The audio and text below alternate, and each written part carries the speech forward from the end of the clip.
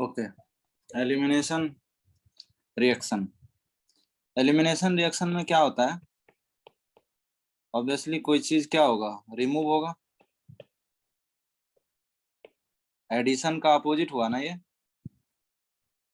हाँ सर। तो यहाँ पे क्या होता है ना, ए डबल बॉन्ड बी बन जाएगा, पाई बॉन्ड बनेगा, और सी डी जो है ना बाहर निकल जाएगा। कैसे हुआ होगा?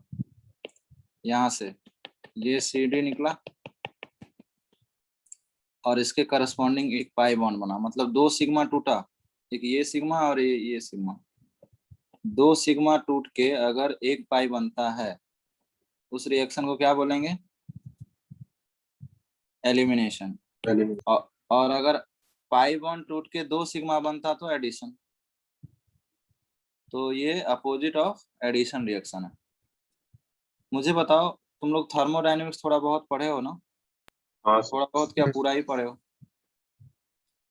तो डेल एच और डेल एस पॉजिटिव होगा या निगेटिव होगा? डेल एच और डेल एस पॉजिटिव और नेगेटिव, ये बताना है तुम लोग। इस रिएक्शन में डेल एच क्या होना चाहिए? नेगेटिव। क्यों? सिग्मा बॉन्ड को तोड़ने के लिए ज्यादा एनर्जी। तो स्ट्रॉन्ग बॉन्ड कौन सा है, सिग्मा या पाई? सिग्मा। तो स्ट्रॉन्ग बॉन्ड से वीक बन रहा है, तो डेल एच नेगेटिव चाहिए या पॉजिटिव? पॉजिटिव। पॉजिटिव होगा। अच्छा, डेल एस तो इजीली बता दोगे भाई, एक से दो बन रहे हैं ना, पॉजिटिव। एक सबस्ट्रेट से दो, एंट्रोपी बढ़ रहा है ना। हाँ सर। प्रोडक्ट दो बन गया, ठीक है, तो ये दोनों पॉजिटिव होगा। अच्छा, अगर ये पॉजिटिव होगा तो डेल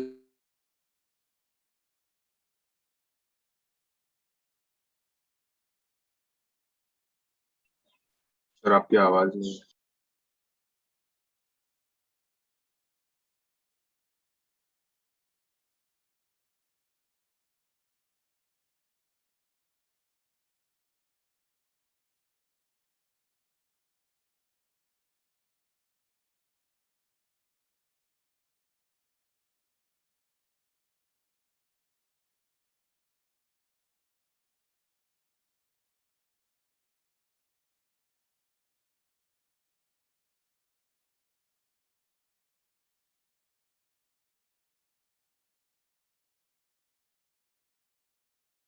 रहा था। डेल एच पॉजिटिव है, डेल एस पॉजिटिव है। डेल जी क्या होता है? Del H minus T del S. दोनों पॉजिटिव है इस एलिमिनेशन रिएक्शन में, तो डेल जी निगेटिव। निगेटिव क्यों चाहिए? क्योंकि निगेटिव होगा तभी तो स्पॉन्टेनियस होगा रिएक्शन। बोलो भाई, आप स्ट्रॉन्ग बॉन्ड ब्रेक करके वीक बॉन्ड बना रहे हो, रिएक्शन को फॉरवर्ड ले जाना है ना, तो रिएक्शन फॉरवर्ड कैसे जाएगा? Del G should be negative. किसी भी रिएक्शन में डेल जी निगेटिव होगा तभी तो रिएक्शन स्पॉन्टेनियस होगा, नहीं तो नॉन स्पॉन्टेनियस रिएक्शन बैकवर्ड आ जाएगा। हाँ सर। डेल जी निगेटिव किस केस में होगा? दो चीज पॉजिटिव है, एक ही टर्म बचा टी। टी को क्या करना पड़ेगा? इंक्रीज करना पड़ेगा, डिक्रीज करना पड़ेगा to be del G negative? Increase कर। ठीक है, टी को बहुत ज्यादा हाई करना पड़ेगा, then only del G will be negative. यानी एलिमिनेशन रिएक्शन हाई टेम्परेचर पे होगा या लो टेम्परेचर पे? तो सब्स्टिट्यूशन रिएक्शन लो टेम्परेचर पे होता है और एलिमिनेशन रिएक्शन हाई टेम्परेचर पे, तो हीट का साइन तो दिखेगा ही आपको एलिमिनेशन रिएक्शन में। तो पूरा डिस्कशन केवल मुझे इतना बताने के लिए था कि एलिमिनेशन रिएक्शन में हीट गिवन होगा। अगर कुछ भी नहीं समझ आया तो सिर्फ इतना समझो कि एलिमिनेशन रिएक्शन में हीट होगा दिया हुआ, तभी ये रिएक्शन हो पाएगा। That's it. अगर हम टाइप की बात करें, साथ में लिखते भी जाओ, टाइप ऑफ एलिमिनेशन रिएक्शन में हमारे पास E1 रिएक्शन होते हैं, E2 रिएक्शन होते हैं, EI रिएक्शन होते हैं और E1CB होते हैं। एक एक करके सबके बारे में पढ़ना। ठीक है। सबसे पहले हम लोग पढ़ेंगे E2। E2 बहुत ज्यादा इंपॉर्टेंट है, इसलिए सबसे पहले E2 पढ़ने वाले हैं। E2 का मतलब आप समझ ही गए होंगे, SN2 रिएक्शन टाइप का है ना, बाय मॉलिक्यूलर। ऑर्डर इसका क्या होगा, बाय मॉलिक्यूलर एलिमिनेशन रिएक्शन है ना।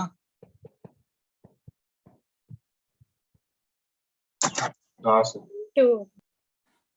ठीक है, सेकेंड ऑर्डर होगा। सेकेंड ऑर्डर कैसे होगा वो भी प्रूफ करेंगे। तो बेसिकली E2 रिएक्शन में हो क्या रहा होगा, सपोज हमारे पास इस तरह से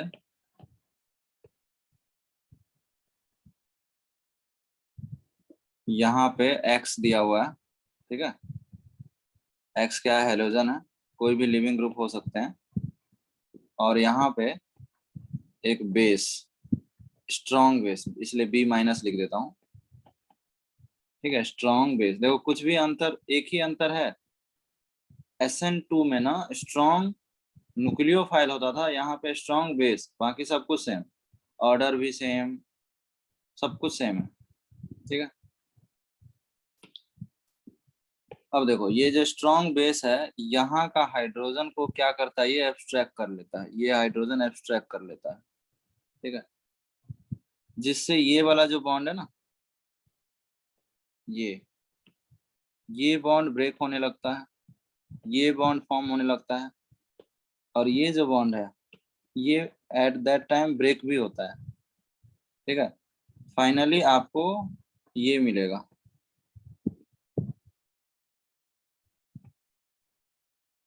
फाइनली क्या मिलेगा आपको, ये एल्कीन।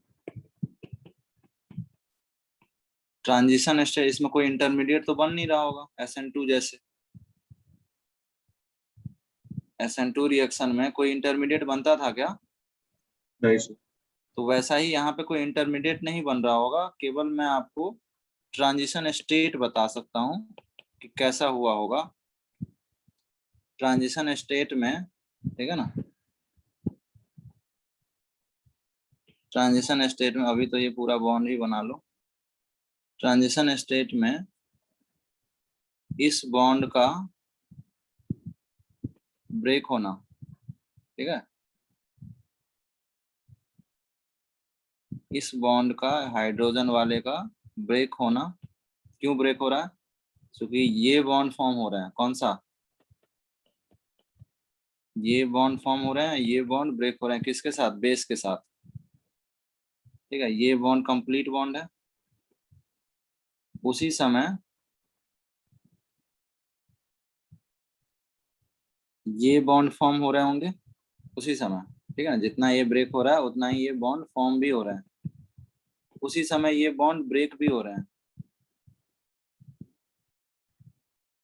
ठीक है, ये है इसका ट्रांजिशन स्टेट, और फाइनली प्रोडक्ट ये मिल गया, मतलब सिंगल स्टेप रिएक्शन है SN2 जैसा, कोई इंटरमीडिएट फॉर्म नहीं हुआ, ये बॉन्ड ब्रेक भी हुआ और ये फॉर्म, ये सब एक है। फिर से मैं बता रहा हूँ, स्ट्रॉन्ग बेस इस हाइड्रोजन को एब्स्ट्रैक्ट किया, ये बॉन्ड टूट टूट गया। यहाँ पे आप ऐसा समझो कि यहाँ नेगेटिव रहा और यहाँ पॉजिटिव, नेगेटिव पॉजिटिव ने बॉन्ड बना लिया, एल्कीन बन गया। भाई जो बेस माइनस है वो H+ को ले जाएगा या H- को ले जाएगा, H+। H+ को ले जाएगा, तो साथ में क्या बन रहा होगा, BH बन रहा होगा, side product due to removal of BH। और एक और X भी निकल रहा है, ये सब निकल रहे हैं। ठीक है, तो ये BH बॉन्ड बना, ये बॉन्ड टूटा, उसी समय ये पाई बॉन्ड बना, और जब इस कार्बन की वैलेंसी पूरा हो गया तो ये हेलोजन निकल भी गया, इसीलिए इसको क्या बोलते हैं, एलिमिनेशन रिएक्शन। ठीक है, ये तो हो गया इसके मैकेनिज्म, ये इसके क्या हो गया, मैकेनिज्म, सिंगल स्टेप में ये रिएक्शन हुआ है। ठीक है, ये जो ट्रांजिशन स्टेट है ना, इस ट्रांजिशन स्टेट को क्या बोलते हैं, एल्कीन से पहले, ये एल्कीन तो नहीं है ना, ये क्या है, बेबी एल्कीन है।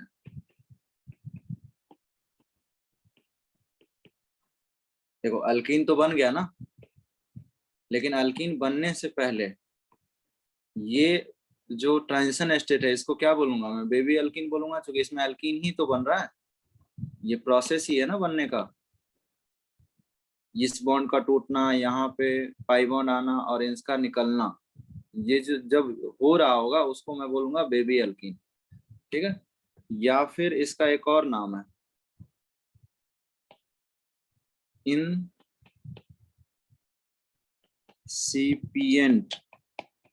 इंसिपिएंट एल्कीन। मैं ये टर्म इसलिए बता रहा हूँ कि ये जो बेबी एल्कीन है ये जितना ज्यादा स्टेबल होगा, मतलब जितना अच्छा एल्कीन बनेगा, जितना ज्यादा इसमें एल्कीन कैरेक्टर आएगा, बनने वाला एल्कीन भी उतना ज्यादा स्टेबल होगा। जैसे देखो आप ऐसे समझो कि अगर ये SN1 और E1 रिएक्शन होता तो हम सीधा सीधा क्या बोल देते? Rate is directly proportional stability of intermediate. लेकिन अभी मुझे क्या बोलना पड़ेगा? स्टेबिलिटी ऑफ ट्रांजिशन स्टेट ना। बोलो। हाँ सर। क्योंकि इंटरमीडिएट तो बन ही नहीं रहा ना, तो मैं ये कह सकता हूँ कि ये जो बेबी एल्कीन है या इंसिपिएंट एल्कीन है, इसमें एल्कीन कैरेक्टर जितना ज्यादा आएगा उतना अच्छा ये एल्कीन बनेगा। मतलब आगे चल के इस एल्कीन की stability number of alpha H से निकलेगी। आपको जीओसी में ये तो जानते ही हो, मोर number of alpha H more stable alkene. तो इनडायरेक्टली मैं ये भी कह सकता हूँ कि स्टेबिलिटी ऑफ व्हाट? एल्कीन। ये भी कह सकता हूँ, मतलब जिसका जितना स्टेबल एल्कीन बनेगा ना, रेट उतना फास्ट होगा। समझा? Yes sir. हाँ जैसे मैं आपको समझाता हूँ, मान के चलो ये Cl है, ये Cl है और एक ये Cl है। अब इसमें रेट ऑफ E2 पूछ लूं, rate of E2 reaction question में मेंशन रहेगा कि कौन सा रेट बताना है, A B C। इसमें आपको बोल दिया E2 रिएक्शन और ऊपर लिखा हुआ है, देखो रेट ऑफ E2 कैसे बनाते हैं। ट्रांजिशन स्टेट यानी बेबी एल्कीन,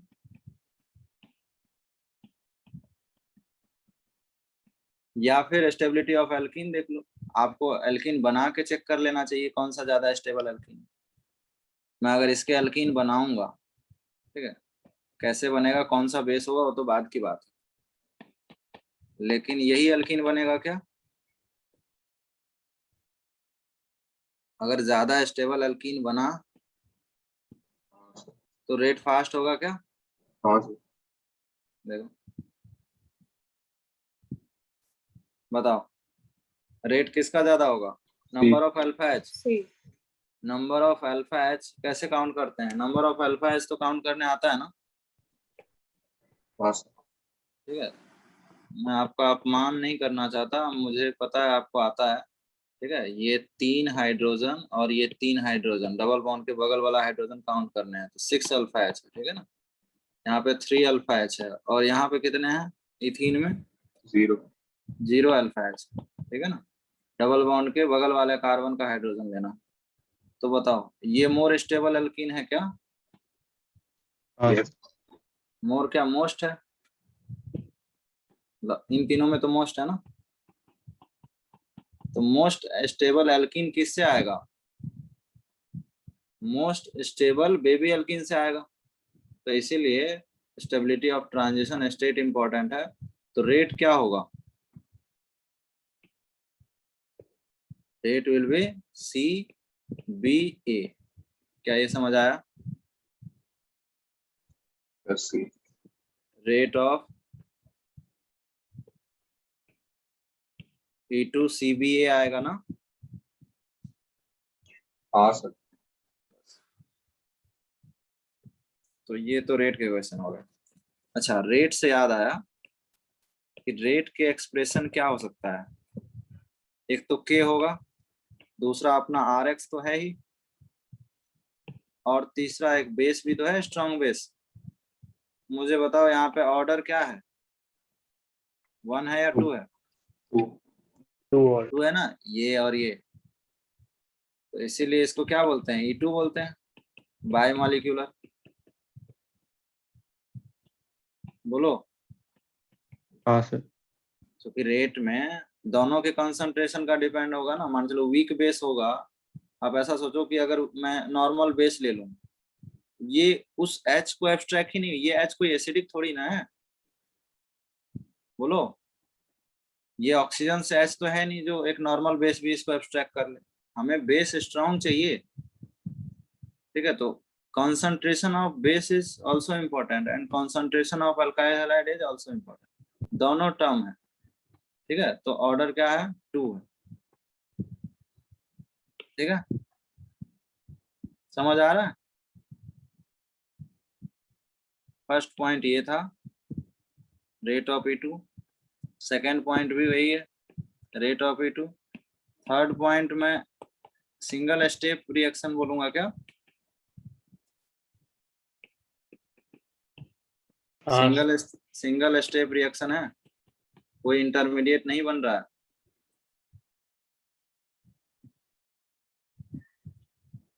ठीक है, कोई स्टेबल मतलब 2 स्टेप में नहीं हो रहा है। अच्छा, कार्बोकेटाइन बन रहे हैं क्या?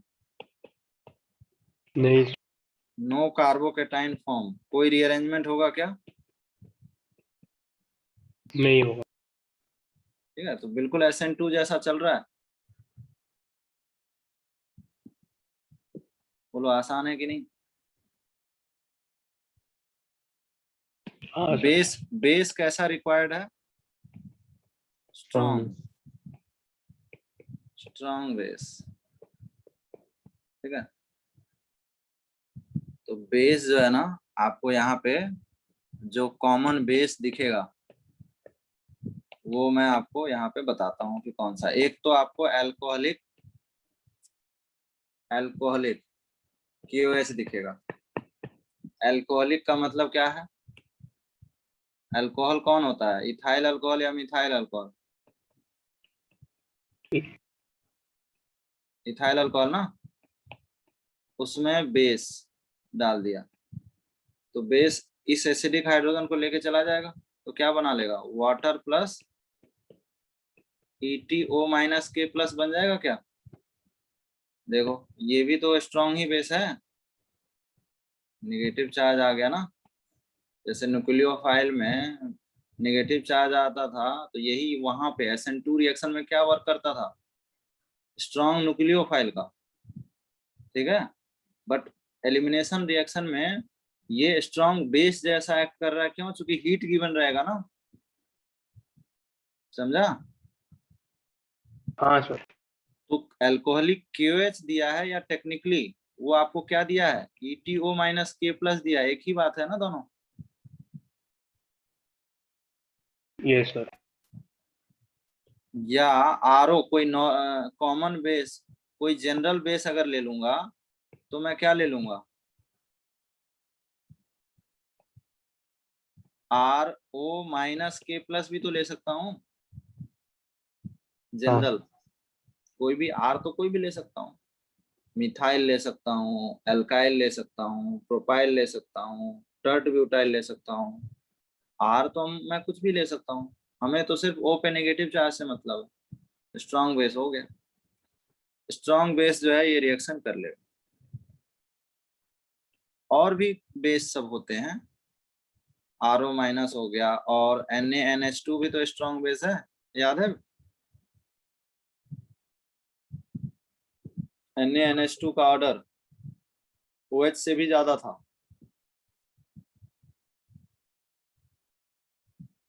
ठीक है। Yes sir.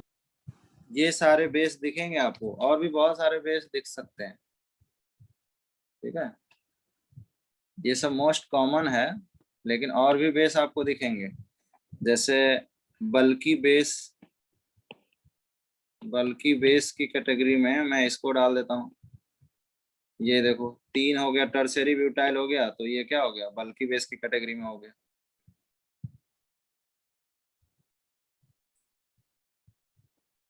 एक है ये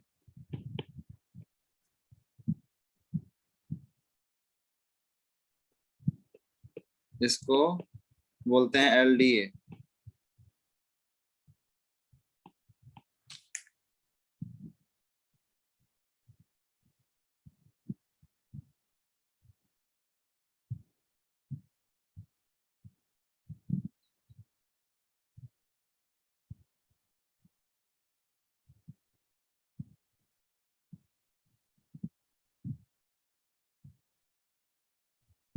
ठीक है, तो बल्कि बेस ये सब हो सकता है, तो एन पे माइनस है।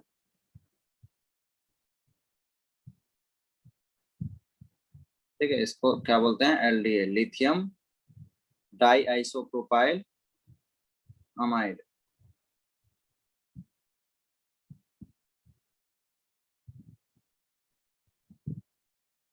तो जनरली ये बेस रहेगा। कौन सा पॉइंट हो गया था, फिफ्थ हो गया था।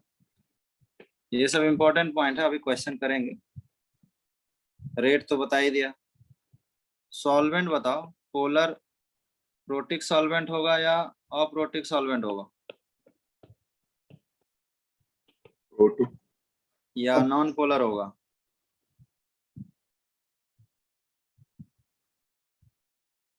Polar aprotic. यहाँ पे सॉल्वेंट होगा पोलर अप्रोटिक, जैसा SN2 में होता था ना।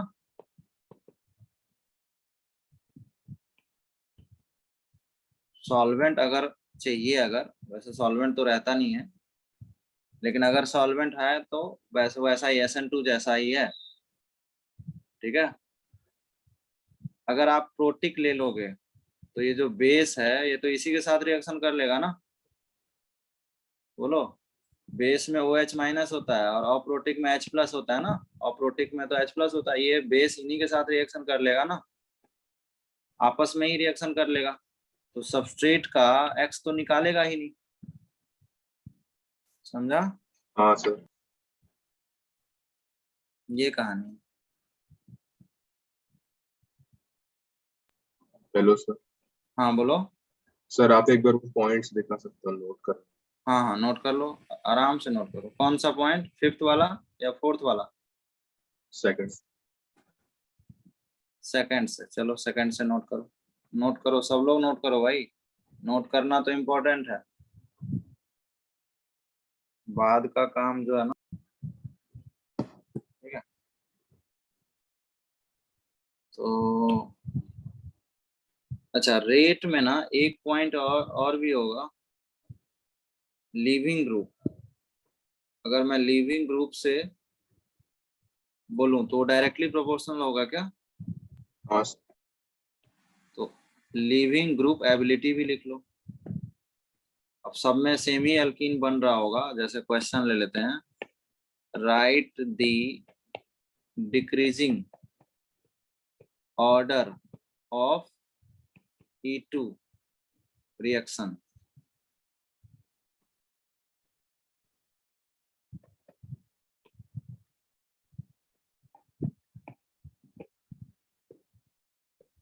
इसमें तो सारे एल्कीन सेम ही बनेंगे।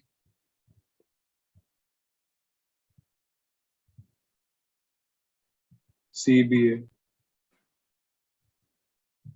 तो E2 का रेट क्या होने वाला है, C फिर B फिर A।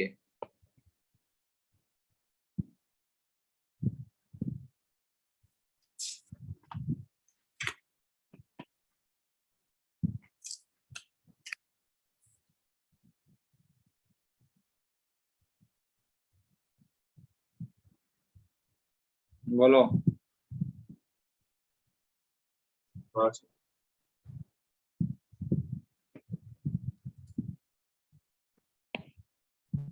CH3CHCl CH3, दूसरा है CD3CHCl CD3।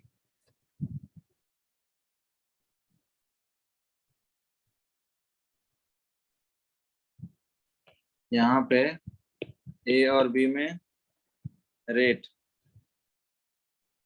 किसका ज्यादा होने वाला है?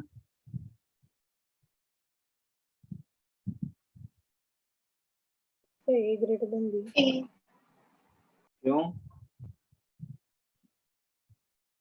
तो उसमें अल्फा एच है। ए में अल्फा एच है,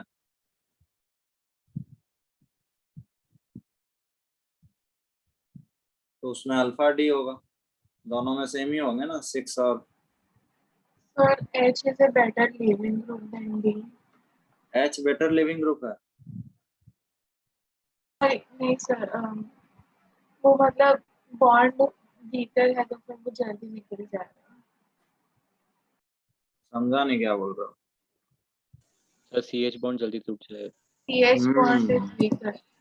हाँ, ये करेक्ट पॉइंट है कि जो CH आपने देखा एक ही तो स्टेप है और वही RDS भी है, इसमें CH टूटेगा। अच्छा, एलिमिनेशन कौन सा होता है, ये बीटा एलिमिनेशन होता है या अल्फा? अल्फा। अरे हाइड्रोजन तो बीटा का निकल रहा है ना, अच्छा हाँ, हाइड्रोजन भी। अल्फा तो कॉमन है, तो बाय डिफॉल्ट जो हम ये सारे एलिमिनेशन पढ़ रहे हैं ना, they all are beta elimination actually. ठीक है, मतलब खास करके हमें, वैसे तो अल्फा एलिमिनेशन भी होता है, बीटा एलिमिनेशन भी होता है और गामा एलिमिनेशन भी होता है, लेकिन हमें सिलेबस में बीटा एलिमिनेशन ही दिया हुआ है और वही बीटा एलिमिनेशन हमें यहाँ पढ़ना है। मतलब टाइप पोजीशन के बेसिस पे 3 टाइप हो गया, तो यहाँ CH टूट रहा होगा और यहाँ CD टूट रहा होगा, तो आसानी से कौन टूट जाएगा? यस। CH। जो वीक होगा। अच्छा, ये मिलता जुलता रिएक्शन है क्या? मतलब इससे पहले मैंने कहीं इसका चर्चा किया हो क्या, CH वीक और CD स्ट्रॉन्ग? काइनेटिक आइसोटोपिक है। हाँ, तो मुझे बताओ यहाँ पे काइनेटिक आइसोटॉपिक इफेक्ट ऑब्जर्व होगा या नहीं होगा? हो रहा है ना। स्ट्रॉन्ग बॉन्ड है, हैवियर आइसोटोप स्ट्रॉन्ग बॉन्ड है, तो यहाँ पे जो रेट है वो E2 का क्या होगा, A greater than B। What about kinetic isotopic effect? तो काइनेटिक आइसोटोपिक इफेक्ट जो है वो ऑब्जर्व हुआ ना। हाँ सर। बराबर हो गया था नाइट्रेस, इसमें सल्फोनेशन में, याद है किसी को? Sulphonation, iodination. हाँ सर।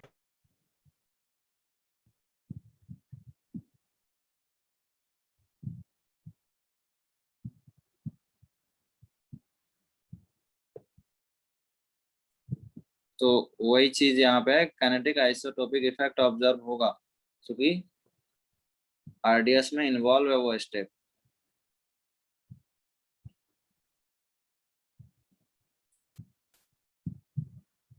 ठीक है, तो रेट के इसके ज्यादा क्वेश्चन नहीं बनते हैं, जब भी बनेंगे तो आप स्टेबिलिटी ऑफ एल्कीन पे बात कर लोगे। अब हम सेकंड पार्ट में आ जाते हैं और उसका नाम है predict major product. Major product predict करने के लिए मैं एक एग्जांपल लेता हूं।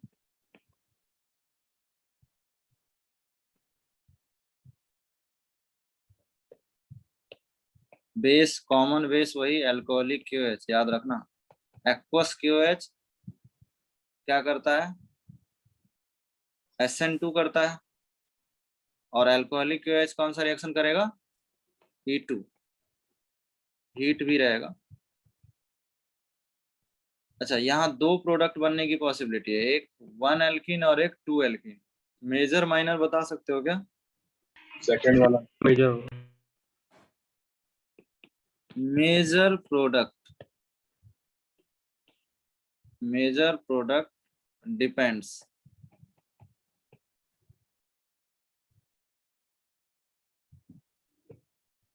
किस पे डिपेंड करेगा?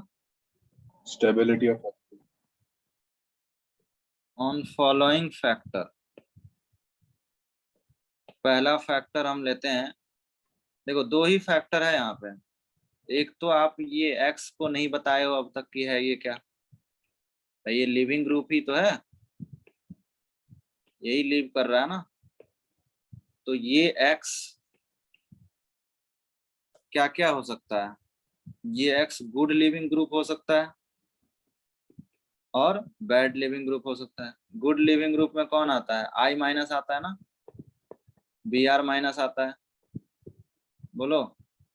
हाँ सर। हाँ सर। Cl भी आ सकता है। F ले सकते हैं क्या गुड लिविंग ग्रुप में? नहीं सर। नहीं ले सकते। अच्छा, OTS ले लें क्या? One of the best leaving group OTS। हाँ सर। हाँ सर। OTS हो गया, N2 हो गया, इस तरह से एटसेट्रा एटसेट्रा एटसेट्रा। ये सब अगर गुड लिविंग ग्रुप है, ठीक है, तो देखो दो प्रोडक्ट बना है। एक है हॉफमैन प्रोडक्ट और एक है सेडजर प्रोडक्ट। मैं लिखता हूँ, पहली बार लिख रहा हूँ तो पूरा लिखता हूँ। ये जो less number of alpha H वाला जो प्रोडक्ट है ना, उसको बोलते हैं हॉफमैन। साइंटिस्ट है हॉफमैन प्रोडक्ट, या इसको हॉफमैन एलिमिनेशन बोल सकता हूँ, हॉफमैन एलिमिनेशन। और दूसरे वाला क्या है? सेडजर,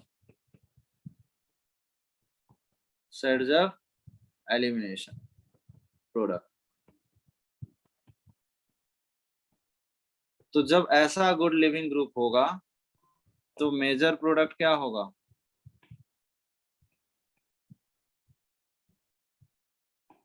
सेडजर, सेडजर एलिमिनेशन जो है आपका मेजर प्रोडक्ट है, ठीक है। ये पहला फैक्टर था। दूसरा, अगर आप X बैड लिविंग ग्रुप लेते हो, पुअर लिविंग ग्रुप लेते हो, पुअर लिविंग ग्रुप लेते हो, साथ में लिखते भी जाओ। पुअर लिविंग ग्रुप कौन होता है? F माइनस होता है, हाँ sir. F minus, NH3 plus, ठीक है। ये सब ग्रुप अगर ले लिए आप, SH2 plus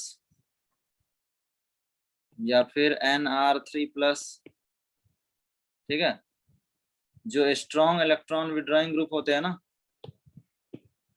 do you think ये सब स्ट्रॉन्ग इलेक्ट्रॉन विड्रॉइंग ग्रुप है? इलेक्ट्रोनेगेटिव एटम पे पॉजिटिव चार्ज आया, मैं लिख देता हूँ स्ट्रॉन्ग इलेक्ट्रॉन विड्रॉइंग ग्रुप, ठीक है। पुअर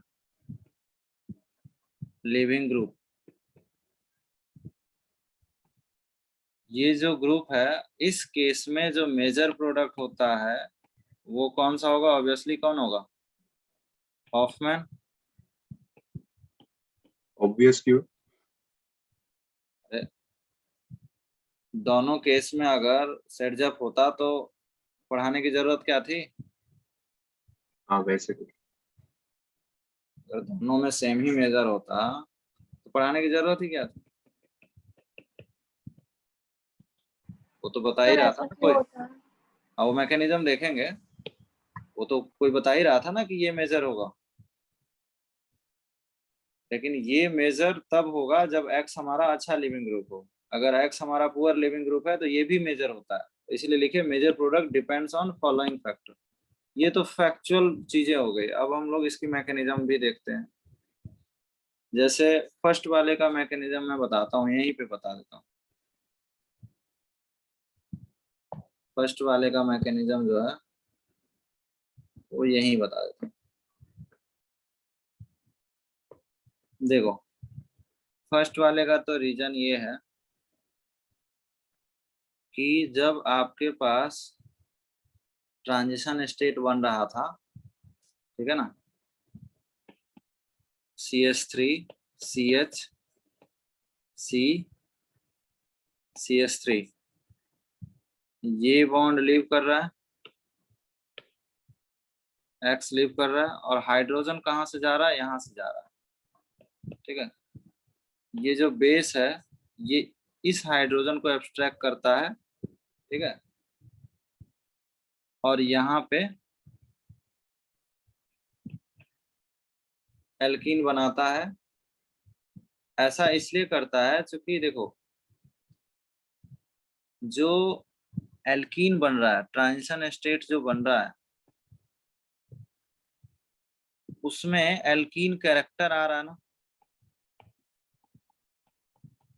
एल्कीन टाइप कैरेक्टर, मतलब इनसे जब एल्कीन बनेगा, इसका मतलब ये हुआ कि इनसे जब एल्कीन बनेगा तो डू यू थिंक उस एल्कीन में नंबर ऑफ अल्फा एच ज्यादा होगा?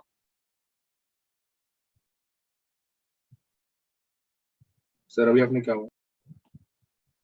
मैंने बोला कि अगर ये सेकेंडरी कार्बन का हाइड्रोजन जब ले जाऊंगा, ठीक है ना, उस केस में हमारे पास नंबर ऑफ अल्फा एच कितने हो जाएंगे इसके? 6। 6 6 अल्फा हो एच। गया। इसका मतलब ये जो ट्रांजिशन स्टेट है जिसको मैं बेबी अल्कीन बोल रहा था, ठीक है ना, बेबी अल्कीन जो है वो ज्यादा स्टेबल तभी होगा ना जब सेकेंडरी से ये बेस ले जाएगा, हाँ सर। ठीक है। तो इससे ले जाएगा तो उसमें इसलिए बोला हूँ एल्कीन टाइप करेक्टर किसमें? ट्रांजिशन स्टेट में, ठीक है। Transition state acquire alkene type character, यानी बेबी एल्कीन में क्या हो रहा है? एल्कीन टाइप करेक्टर आ रहा है और वहां से बनने वाला प्रोडक्ट मेजर बनेगा। अगर ये वाला एच ले जाता, प्राइमरी वाला एच ले जाता तो जो एल्कीन बनता उसमें नंबर ऑफ अल्फा एच 2 होता, वो एल्कीन ज्यादा स्टेबल होता क्या? नहीं होगा। ये इसकी कहानी हो गई। अब आते हैं दूसरे वाले केस में। दूसरा वाला जो केस है, अब दूसरे वाले केस में एक ही अंतर है ना कि जो लिविंग ग्रुप है वो लिव ही नहीं कर रहा है क्या? हाँ जो सर। लिविंग ग्रुप है वो बैठ गया है कुंडली में। बोलो। तो अब जो बेस आएगा वो आसानी से इस x को निकाल ही नहीं सकता ना, क्योंकि एक्चुअल में दिक्कत क्या है पता है? अब दिक्कत ये है कि ये अब क्या है? पुअर लिविंग ग्रुप है ना, केस 2, और इसमें एक ही तो डिफरेंस रखा हूं, बाकी बेस तो दोनों मैं अल्कोहलिक KOH ले रहा हूं। तो इस बेस में जब ये हाइड्रोजन जाएगा तो इसका जो ट्रांजिशन स्टेट है उसको मैं बनाता हूं, ठीक है।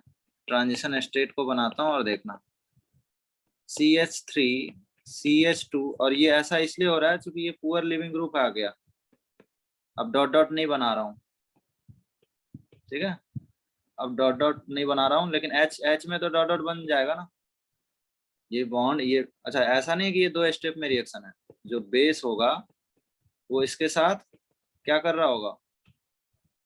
बॉन्ड फॉर्म कर रहा होगा, और ये बॉन्ड क्या कर रहा होगा? ब्रेक हो रहा होगा, ठीक है।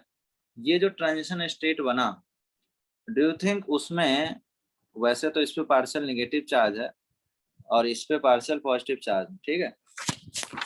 इस पे पार्शियल पॉजिटिव था इसलिए बेस लेके चला गया। मुझे बताओ थोड़ा बहुत कार्बेनाइन कैरेक्टर आएगा क्या यहाँ पे? हाँ सर। हाँ सर। थोड़ा थोड़ा बहुत भी तो आएगा ना। अच्छा ऐसा नहीं है कि अच्छा कंप्लीट कार्बेनाइन बनता तो 2 स्टेप में रिएक्शन होता ना, तो वो तो E2 रिएक्शन कहलाता ही नहीं। हालांकि ऐसा रिएक्शन भी होता है, E1C भी वही रिएक्शन है जिसमें 2 स्टेप में रिएक्शन होते हैं। अच्छा कार्बेनाइन को ही तो क्या बोलते हैं? कॉन्जुगेट बेस बोलते हैं। तो E1C भी है ऐसा रिएक्शन जिसमें प्रॉपर कार्बेनाइन बनेगा। मैं अभी कार्बेनाइन कैरेक्टर लिखता हूँ, चलेगा? थोड़ा बहुत भी कार्बेनाइन कैरेक्टर आएगा, ठीक है, ट्रांजिशन स्टेट में। वो जो कार्बेनाइन कैरेक्टर है, आप ये मान लो कि कैरेक्टर वेक्टर छोड़ो, आप तो ये मान लो कि नेगेटिव बना, ये नेगेटिव यहाँ पे आया, पाई बॉन्ड बनाया, अब तो हैलोजन को जाना ही पड़ेगा चाहे कितना भी लिविंग ग्रुप हो। समझा? ये बॉन्ड टूट नहीं रहा है। अब क्या कर रहा है? ये नेगेटिव जो चार्ज है ना वो यहाँ पे पाई बॉन्ड बना रहा है और इसको धक्के मार के बाहर निकाल रहा है। समझा? Yes sir. तो अब किस पे बात आ गई, स्टेबिलिटी ऑफ कार्बेनाइन पे आएगी। देखो मैं फिर से बोल रहा हूँ, कार्बेनाइन नहीं बन रहा है, लेकिन मैं आपको समझाने के लिए बता रहा हूँ कि कार्बेनाइन करेक्टर तो जरूर बन रहा है, और स्टेबिलिटी ऑफ कार्बेनाइन से हमारा काम हो जाएगा। मुझे बताओ, प्राइमरी कार्बेनाइन ज्यादा स्टेबल होता है या सेकेंडरी कार्बेनाइन ज्यादा स्टेबल होता है? प्राइम प्राइमरी, ये सबको पता है ना। तो हाँ, इसीलिए सर। सेकेंडरी कार्बेनाइन नहीं बनाएंगे, प्राइमरी कार्बेनाइन ही बना के प्रोडक्ट बना लेंगे। तो जब यहां से H गया तो प्रोडक्ट क्या बनेगा, जब यहां से यही बनेगा ना साइड में, और यही क्या है, हॉफमैन प्रोडक्ट। समझा? हाँ, बोलो। सर। तो ये दो केस को अभी हम क्वेश्चन करेंगे तो क्लियर होगा आपको। आपको तो बस क्या करना है, जैसे मैं फर्स्ट क्वेश्चन लेता हूँ। सर आप थोड़ा सा स्क्रॉल अप कर लेंगे, थोड़ा सा कॉपी करना था। वो एक मिनट, मेजर प्रोडक्ट, हाँ कौन सा, ये वाला, ये ट्रांजिशन स्टेट इसका या सर इसका भी, दोनों? सर इतना नीचे नहीं, थोड़ा सा नीचे। अब हाँ इसका बस है ना, यहाँ। हाँ हॉफमैन सर, एलिमेंट। ये हो गया।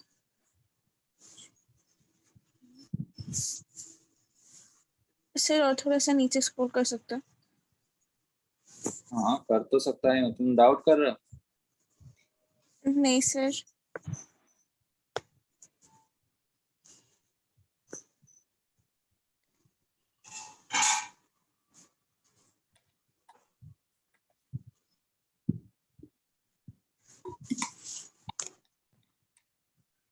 दोनों केस क्लियर है सबको?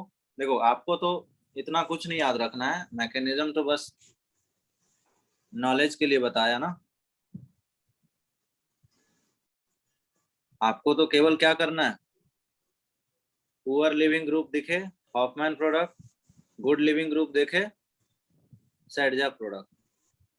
अच्छा, सेडजप और हॉफमैन प्रोडक्ट क्या है, नंबर ऑफ अल्फा है जिसमें ज्यादा होगा वो सेडजप होगा या हॉफमैन? साइड सेडजप। तो बस इतना याद रखना पड़ेगा, क्योंकि सेडजप और हॉफमैन दो साइंटिस्ट थे और दोनों ने ये एक्सपेरिमेंट वगैरह किया और उन्होंने बताया कैसा ऐसा होगा। Done sir. अब हम लोग क्वेश्चन करते हैं। मेजर प्रोडक्ट क्वेश्चन में पूछा है, अभी तक दो ही केस मैंने आपको बताया है, ठीक है? उन्हीं दो केस में से क्वेश्चन दूंगा। मोस्ट कॉमन बेस वही तुम लोग का फेवरेट अल्कोहलिक KOH, और हीट भी रहेगा तो एलिमिनेशन ही होगा। याद रखना, ये जो कॉमन बेस है ना अल्कोहलिक KOH, ये एलिमिनेशन में यूज होता है, और एक्वस KOH SN2 में यूज होता है। तो एग्जाम में लिखा नहीं आएगा कि E1 है या E2 है, आपको पता करना है कि ये E2 रिएक्शन है। अब E2 के कौन सा केस है, ये फर्स्ट है या सेकंड है? अभी जो मैंने बताए हैं, गुड लिविंग।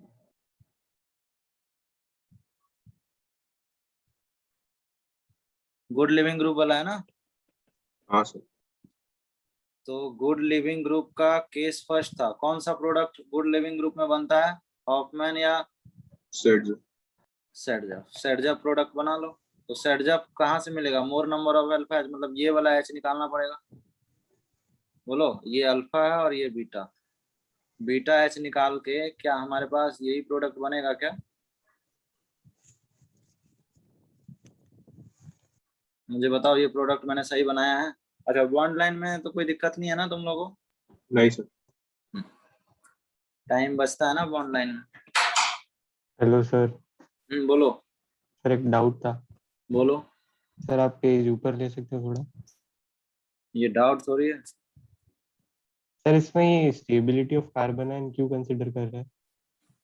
अच्छा, इसमें स्टेबिलिटी ऑफ कार्बन आयन इसलिए कंसीडर कर रहे हैं क्योंकि हमारे पास जो लिविंग ग्रुप है ना, पहले बार में अच्छा लिविंग ग्रुप था, तो सेम स्टेप में ये बेबी एल्कीन में ये H चले भी जाता था, और उस समय ये वाला बॉन्ड टूटता था, यहाँ पे डबल बॉन्ड कैरेक्टर आता था, और चूंकि ये अच्छा लिविंग ग्रुप था तो ये लीव भी कर रहा था। मतलब जब ये बॉन्ड बन रहा होगा उसी समय ये टूट भी रहा होगा, उसी समय ये बन भी रहा होगा, उसी समय ये लीव भी कर रहा होगा। सिंगल स्टेप में रिएक्शन है ना ये। हाँ सर, हाँ सर, ये अब समझे। लेकिन ये पुअर लिविंग ग्रुप है, तो जिस समय ये बेस इसके इस H को एब्स्ट्रैक्ट कर रहा है, ठीक है ना, BH बन गया, साथ में क्या बन गया, BH बन गया। उस समय जो है ना ये बॉन्ड ब्रेक तो हो रहा है, ठीक है, उस समय ट्रांजिशन स्टेट यहाँ है, उस समय ये बॉन्ड ब्रेक तो हो रहा है, ये बॉन्ड फॉर्म हो रहा है, ये बॉन्ड ब्रेक हो रहा है, उस समय ये बन रहा है, लेकिन ये निकल तो नहीं रहा ना। हाँ सर। क्यों नहीं निकल रहा है, चूंकि पुअर लिविंग ग्रुप है, समझा। हाँ सर। तो जो पुअर लिविंग ग्रुप है वो निकल ही नहीं रहा है, तो नहीं निकल रहा है, तो इसका एक ही तरीका है कि यहाँ जब नेगेटिव चार्ज बन जाएगा, ठीक है ना, वो नेगेटिव चार्ज यहाँ आ जाएगा, तो कार्बन पे कितने बॉन्ड हो जाएंगे, डबल बॉन्ड आएगा, डबल मतलब बॉन्ड, 5 मतलब बॉन्ड होंगे। 4 बॉन्ड कंप्लीट हो गया, तो 5वां बॉन्ड तो टूट ही जाएगा ना ये वाला, हाँ सर। समझा। तो ये पुअर लिविंग ग्रुप होने के कारण ना कार्बेनाइन के थ्रू निकालते हैं। E1CB में भी, अच्छा E1CB जब रिएक्शन पढ़ेंगे ना तो वहां कंप्लीट कार्बेनाइन बन जाएगा, ठीक है। हाँ सर। E1CB रिएक्शन में अभी पार्शियल नेगेटिव लिखा हूँ, कंप्लीट नेगेटिव बन जाता है, इसीलिए कार्बेनाइन करेक्टर लिखा हूँ केस 2 में, ठीक है। वैसे तो मैकेनिज्म नहीं आएगा IIT में,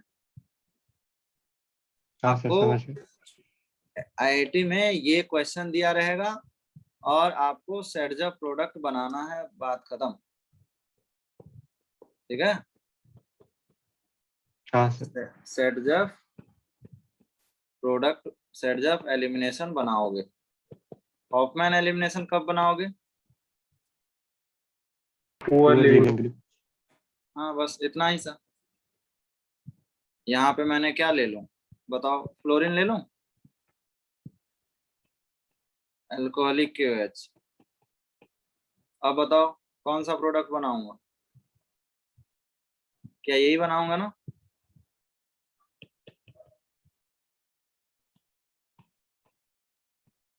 बोलो, हॉफमैन एलिमिनेशन यही तो है। हाँ सर। देखो अगर नहीं समझ आता है, सेडजप एलिमिनेशन मतलब नंबर ऑफ अल्फा एच बता दो, भाई दो ही तरीका था ना, एक ये अल्फा है, इसमें भी ये अल्फा है, एक ये भी तो बीटा, ये बीटा 1 है और ये बीटा 2 है, ये बीटा 1 है और ये बीटा 2 है। ये किससे एलिमिनेट हुआ है, बीटा 1 से, और ये किससे एलिमिनेट हुआ है, बीटा 2 से। यही अंतर हुआ ना। तो यहाँ पे नंबर ऑफ अल्फा एच कितने होंगे, हाँ sir. Number of alpha H बता दो, इसमें कितने हैं, इस डबल बॉन्ड को सर्कल करके हमारे पास एक ही अल्फा एच है ना। Yes sir. अल्फा एच तो इतना मानता हूं कि आपको अल्फा एच आता है, ऊपर वाले में अल्फा एच कितना होगा, 9। 9 अल्फा एच। तो जो ज्यादा अल्फा एच है उसको सेडजप बोलते हैं, और जो कम अल्फा एच है वो हॉफमैन है, ठीक है। तो देखो दोनों मेजर हुआ ना, क्या अंतर हुआ दोनों क्वेश्चन में, एक ही अंतर है ना लिविंग ग्रुप का, भाई इतना ही अंतर है कि नहीं है। Yes sir.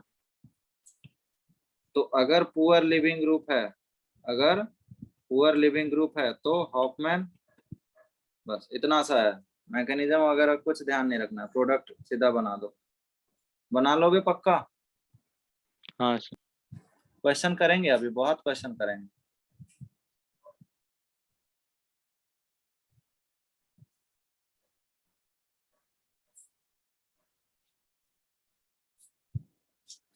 क्वेश्चन बहुत सारा करेंगे तो क्लियर होगा।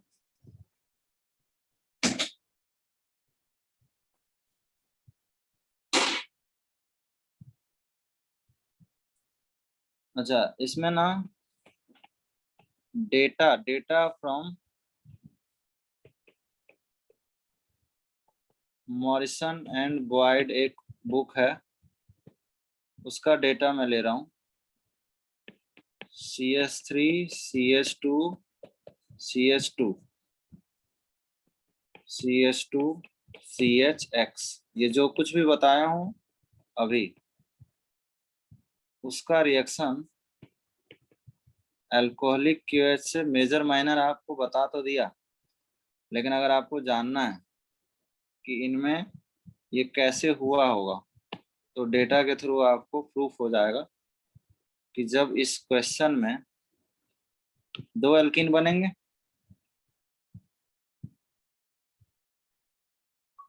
हाँ सर। एक 2 हेक्सीन बनेगा और एक क्या बनेगा 1 हेक्सीन। बोलो 2 हेक्सीन और 1 हेक्सीन, इन दोनों के डेटा आपको यहाँ पे मैं बता रहा हूँ। देखो हुआ क्या, जब ये X है, X लिया I, तो 81% आया 2 हेक्सीन और 19% आया 1 हेक्सीन। ठीक है, हाँ सर।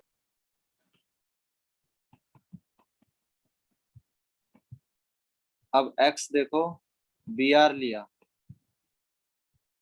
सबसे अच्छा लिविंग ग्रुप I था, तो 81 था, अब 72% हो गया। ये ऑब्जर्व कर पा रहे हो। Cl लिया तो 67%, देख रहे हो कम होते जा रहा है, जैसे जैसे लिविंग ग्रुप कैरेक्टर घटता जा रहा है, परसेंटेज कम होता जा रहा है। किसका कम होता जा रहा है? सेडजफ का। सेट से तो ये तो बस मैं आपको प्रूफ के लिए बता रहा हूँ कि ये सेडजफ एलिमिनेशन है। आपको तो पहले ही पता है ना कि इन तीनों में हमें मेजर तो 2 हेक्सीन ही बताना है ना, लेकिन जैसे ही फ्लोरीन लिया, X के जगह क्या लिया फ्लोरीन, उस समय पता है कितना परसेंट आया? 30% आया ये 2 हेक्सीन और 70% ये आ गया। समझा? यस यही नहीं, अभी और रुकिए, 26% यहाँ आया और 74% इसमें आया SME में। NMe 3+ में, अच्छा ये सब रटना है क्या? नहीं। आपको तो पता ही है ना, पुअर लिविंग ग्रुप में हॉफमैन वाला मेजर होता है, तो यही है ना Hofmann, less number of alpha H, दिख रहा है? हम अल्फा एच से पता कर सकते हैं इसको। कितना अल्फा एच है बताओ यहाँ पे? 2 है। 5 यहाँ पे कितना अल्फा एच है? 5। सर पाँच। आपने हॉफमैन वाला पूछा था। अच्छा हाँ, हॉफमैन में 2 है, सही बोल रहे हो, हॉफमैन में 2 है और इसमें 5 है। तो हमें पता है किसको कौन मेजर बोलना है, ये वाला क्या है? Hoffmann product. ये डेटा है, लेकिन इसकी जरूरत है क्या? मिटा दें इसको, रटना मत कोई भी, फिर रहने दो। चलो रहने देता हूँ, बाद में लिख लेना। ठीक है, अभी लिखोगे? जरूरत नहीं है वैसे इसकी ना। क्वेश्चन 3 करो सीधा। CH3 CH2 CHBr, क्वेश्चन आसान आएगा एकदम। अल्कोहलिक QH और हीट दिया हुआ है, जल्दी बताओ। Set sir. सेट जब होगा, प्रोडक्ट का नाम बता दो। ब्यूटूइन। ट्रांस या सिस? ट्रांस। ज्यादा स्टेबल तो ट्रांस। ट्रांस ही होता है ना। सभी को समझ आया? Yes, sir. यही मेजर है।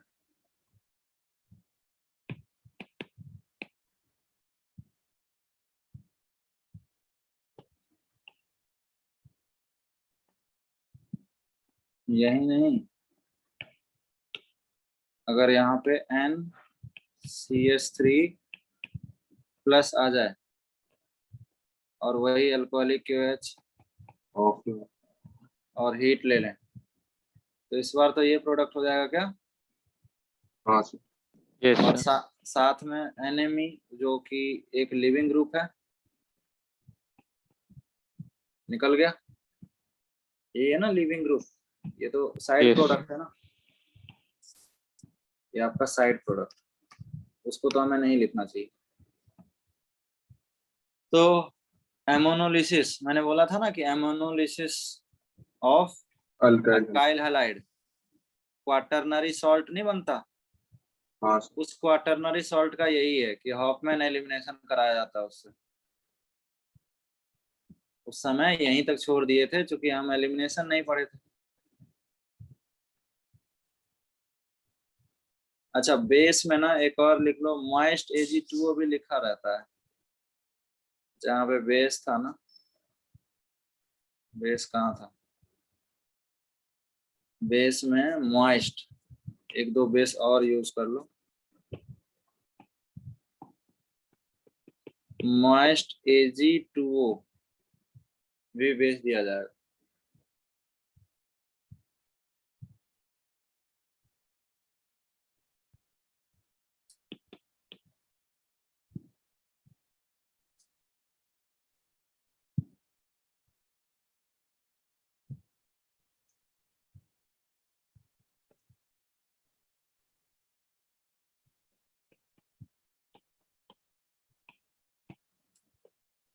Alcoholic KOH heat, most common तो यही रहता है।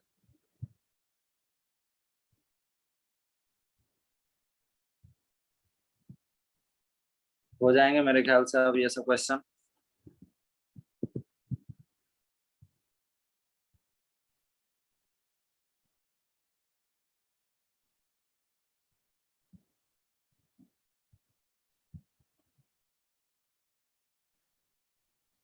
तो बताओ फर्स्ट वाले में क्या प्रोडक्ट बनेगा? दो प्रोडक्ट बनेगा कि एक ही बनेंगे? ये यहाँ पे देख लो, यहाँ से HCl निकाल के यहाँ प्रोडक्ट बन गए, यही बनेंगे ना? हाँ सर एक ही अल्फा पोजीशन है, ये अल्फा है और ये बीटा। इस बीटा पे तो हाइड्रोजन ही नहीं है, पीएच से तो कुछ नहीं निकलेगा ना। पीएच समझ रहे हो ना क्या है? बेंजीन रिंग है वहां पे, हाँ सर फिनाइल तो एक ही प्रोडक्ट बना, यही मेजर है। सेकेंड वाला तो आसान है, CH2CH2, क्या यही बनेगा? नेक्स्ट में बताओ।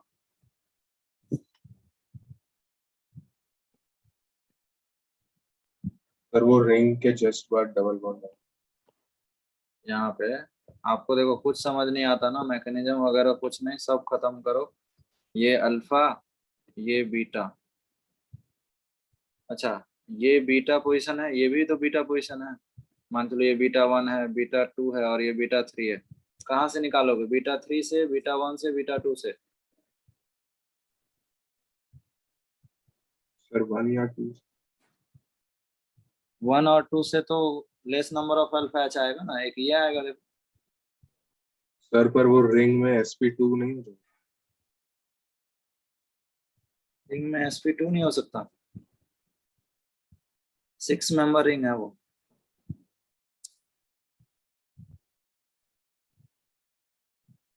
रिंग में sp2 क्यों नहीं हो सकता भाई? जहाँ हो सर एक से बेंजीन में तो 6 कार्बन sp2 है, हाँ तो ये माइनर प्रोडक्ट हो जाएगा, इसका मेजर बोला है क्वेश्चन में। मेजर क्या होगा? अल्फा ठीक बीटा। यही होगा ना मेजर? हाँ सर। Yes, sir.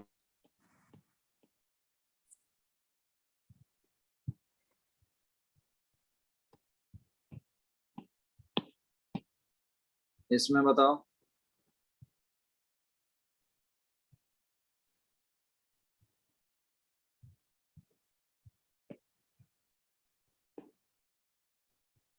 वही सेम चीज है।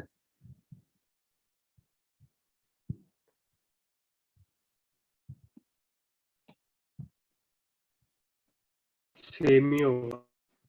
सेम ही बनेंगे। हाँ सर। इस बार ये अल्फा था, ये बीटा पोजीशन था, ये बीटा वन, ये बीटा वन दोनों सेम ही है। ये बीटा टू कहाँ से निकला? बीटा टू से निकला ना। Yes, sir. तो आसान है, केवल नंबर ऑफ अल्फा एज देखने हैं आपको। हाँ sir.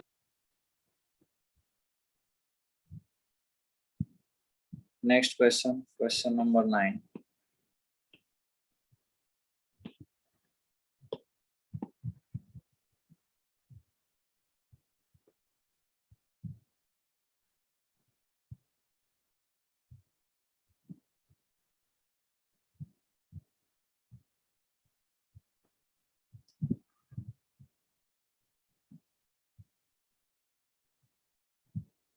क्वेश्चन नंबर 9 बताओ।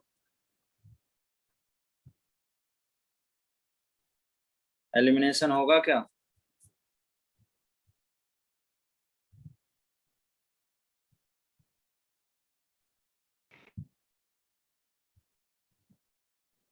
हो सकता है। यहाँ फिर से वही डबल बॉन्ड कैरेक्टर आ गया ना, विनाइल वाला। अच्छा हाँ। तो नॉर्मल बेस में तो नो E2 रिएक्शन। ये जो बॉन्ड है ना, सिंगल बॉन्ड नहीं है, double bond. Bond strength increase हो गया ना, बॉन्ड स्ट्रेंथ इंक्रीज हो गया इसके। पहले सिंगल बॉन्ड होता था, अभी वो डबल बॉन्ड है। No E2 reaction. Generally E2 reaction नहीं होता विनाइल में, लेकिन आप स्ट्रॉन्ग बेस डाल दो और भी ज्यादा, उस केस में तो हो जाएगा ना। एक HCl निकल गया। तो जब स्ट्रॉन्ग बेस डालोगे ना, अब NaNH2 ज्यादा स्ट्रॉन्ग है या KOH ज्यादा स्ट्रॉन्ग है?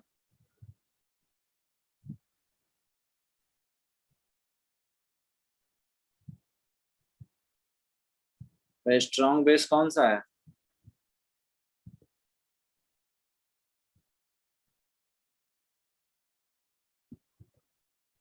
न्यूक्लियोफिलिसिटी और बेसिसिटी का ऑर्डर बता रखा हूं ना। NaNH2 CH3 minus NH2 minus, इन सब में बेसिसिटी का ऑर्डर क्या था? या न्यूक्लियोफिलिसिटी का? डिक्रीज।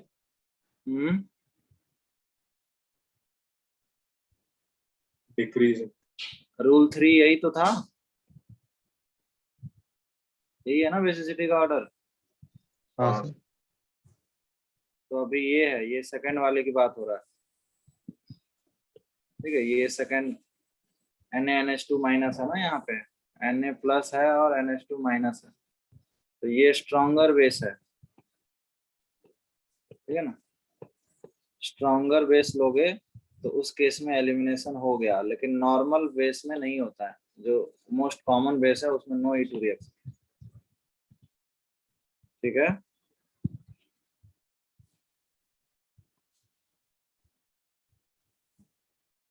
हाँ। Question number 10।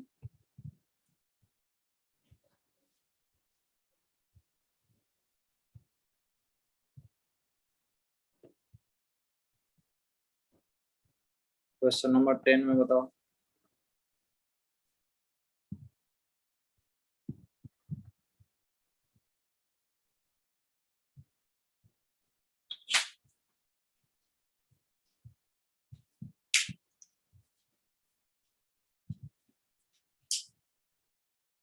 Set sir. देखो अब जो है ना, याद है फर्स्ट हम लोग पॉइंट देखे थे नेचर ऑफ लिविंग ग्रुप, ठीक है। अब सेकंड पॉइंट हमें देखना है नेचर ऑफ बेस। जो अटैकिंग बेस है ना, अगर वो चेंज होगा तो भी मेजर माइनर बदलेगा। जैसे मैं आपको बताता हूँ नेचर ऑफ बेस का क्या रोल है। जैसे फॉर एग्जांपल ये क्वेश्चन है, ये भी डेटा बुक का है। एक ओ आर माइनस ये आर ओ माइनस बेस है, ठीक है। आर ओ माइनस के प्लस, जो अल्कोहलिक क्वेज ले रहे थे उसी की बात कर रहा हूँ। तो यहाँ पे एक ये बनेगा और एक ये बनेगा। अच्छा, पहला वाला क्या है, सेटजअप है, ठीक है। और दूसरा वाला क्या है, हॉफमैन। Okay. अब ऐसा देखा गया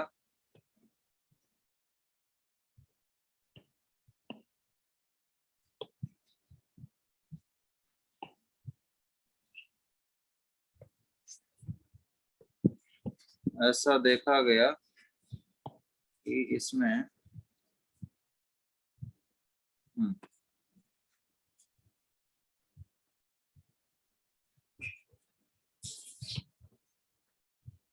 हाँ, ये जो ओ आर माइनस है ना, आर ओ माइनस, ये अगर आप ETOH लेते हो, ठीक है, जो अल्कोहलिक OH की बात चल रही है, वो अगर लेते हो तो जो सेटजअप प्रोडक्ट है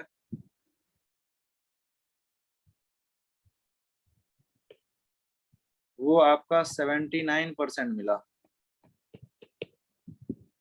और हॉफमैन प्रोडक्ट 21%।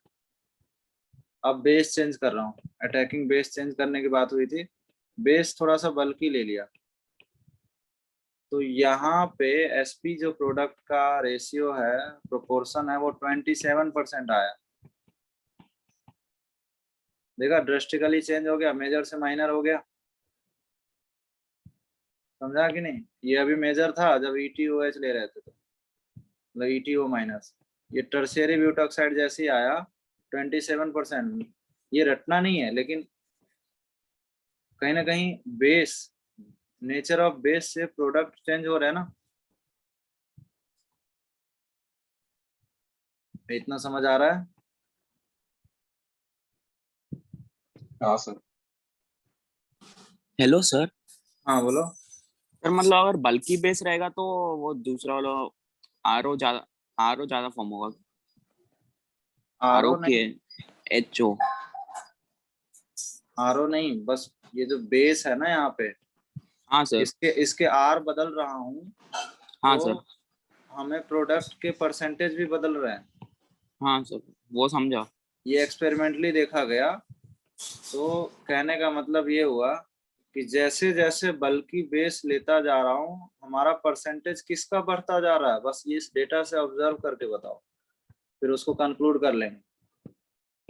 आप इस डेटा को देख के ये बताओ कि जैसे जैसे बल्कीनेस ऑफ हाँ सर, बेस। दूसरे वाले का बढ़ रहा है। हाँ, दूसरे वाले का नाम क्या है? सर वो यहाँ वो मतलब मेमोराइज नहीं हो रहा सर। Hoffmann product. हॉफमैन, ठीक है सर। दूसरा वाला हॉफमैन है ना, पहला वाला हाँ सेटजअप है, सर। दूसरा वाला हॉफमैन। हाँ सर। तो हॉफमैन का परसेंटेज देखो बढ़ता जा रहा ना। समझा कि नहीं? हाँ सर, समझ गए। तो नोट करके लिख लेते हैं। ये डेटा जो भी है, ये डेटा रटना नहीं है। मैं ये बोल रहा हूँ कि as size of base increases, size of base increases, proportion of Hoffman product increases। क्या? due to steric hindrance, steric hindrance of base। ठीक है, अब देखो मैकेनिज्म से भी समझ सकते हैं। हमारे पास ये क्वेश्चन है, क्वेश्चन नंबर 10। ठीक है, अब आप इस क्वेश्चन से समझो, क्या ये बल्कि बेस है? ये जो बल्कि बेस है, कौन से बीटा, बीटा 1 और ये बीटा 2, किस बीटा हाइड्रोजन को इजिली एब्स्ट्रैक्ट कर सकता है? बीटा 2। बीटा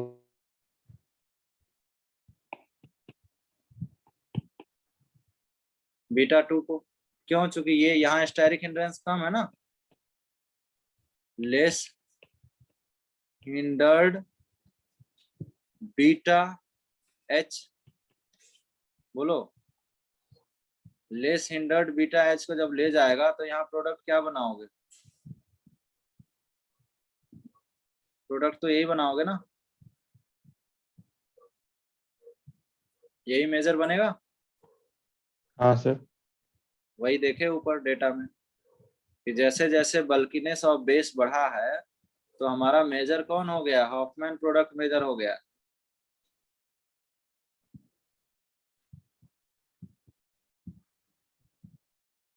ये क्वेश्चन कर लो, क्वेश्चन नंबर 11।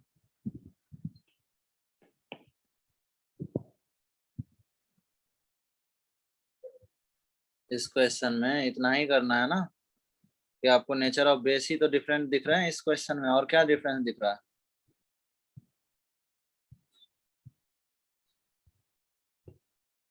बोलो। एक में अब नॉर्मल बेस है तो हॉफ में ये सेटजअप मेजर होता है जनरली, ज्यादातर केस में तो यही मेजर होता है ना, yes sir. सेटजअप प्रोडक्ट मेजर होता है।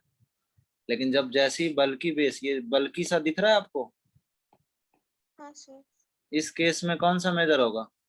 Hoffman Hofmann. बस इतना सा करना है। तो सिर्फ लिविंग ग्रुप चेंज करने से प्रोडक्ट चेंज नहीं हो रहे हैं, एक ऑल्सो फैक्टर है बेस के चेंज होने से भी मेजर माइनर चेंज होगा। समझा? दो केस अब अभी तक हम लोग पढ़े हैं, समझा कि नहीं?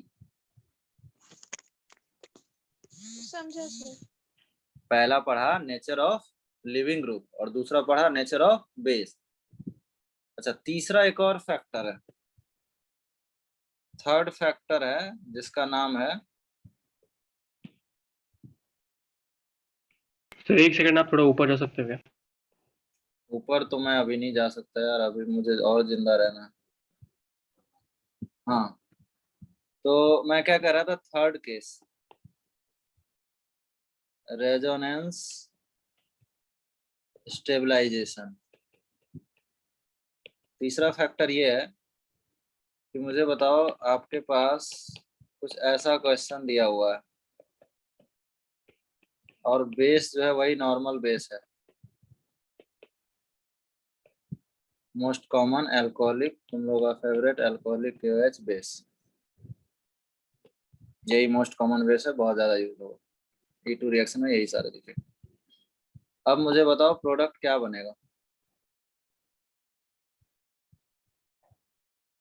ऐसा बोल सकता हूँ मैं कि ये अल्फा है, ये बीटा 1 है और ये बीटा 2 है। मेजर प्रोडक्ट कहाँ से मिलेगा? बीटा 2। beta एक 2 काम करते हैं, दोनों बना लें क्या, तो कंपैरिजन करना इजी होगा। एक ये है और एक ये, दोनों बनेंगे। ठीक है, जब मैं बीटा 1 से हटाऊंगा तो ये H हट जाएगा और ये Br हट जाएगा। जब बीटा 2 से हटाऊंगा तो ये H हट जाएगा और ये Br हट जाएगा।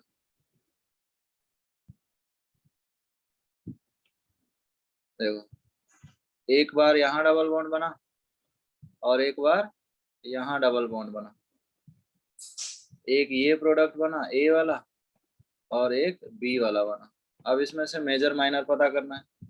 दो बीटा पोजीशन से दोनों हाइड्रोजन हटा के दो प्रोडक्ट बना लिए। अब इसमें हमें मेजर माइनर पता करना है। तो सेडजक प्रोडक्ट तो ए वाला है ना, बोलो। हाँ sir. Number of alpha H कितने हैं उसमें?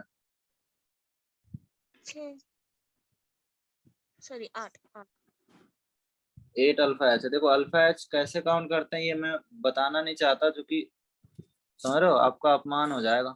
तो आप अल्फा एच आपको पता है कैसे आता है। नेक्स्ट में कितना है अल्फा एच? एक ही। देखो ये जो पीएच है वो क्या है?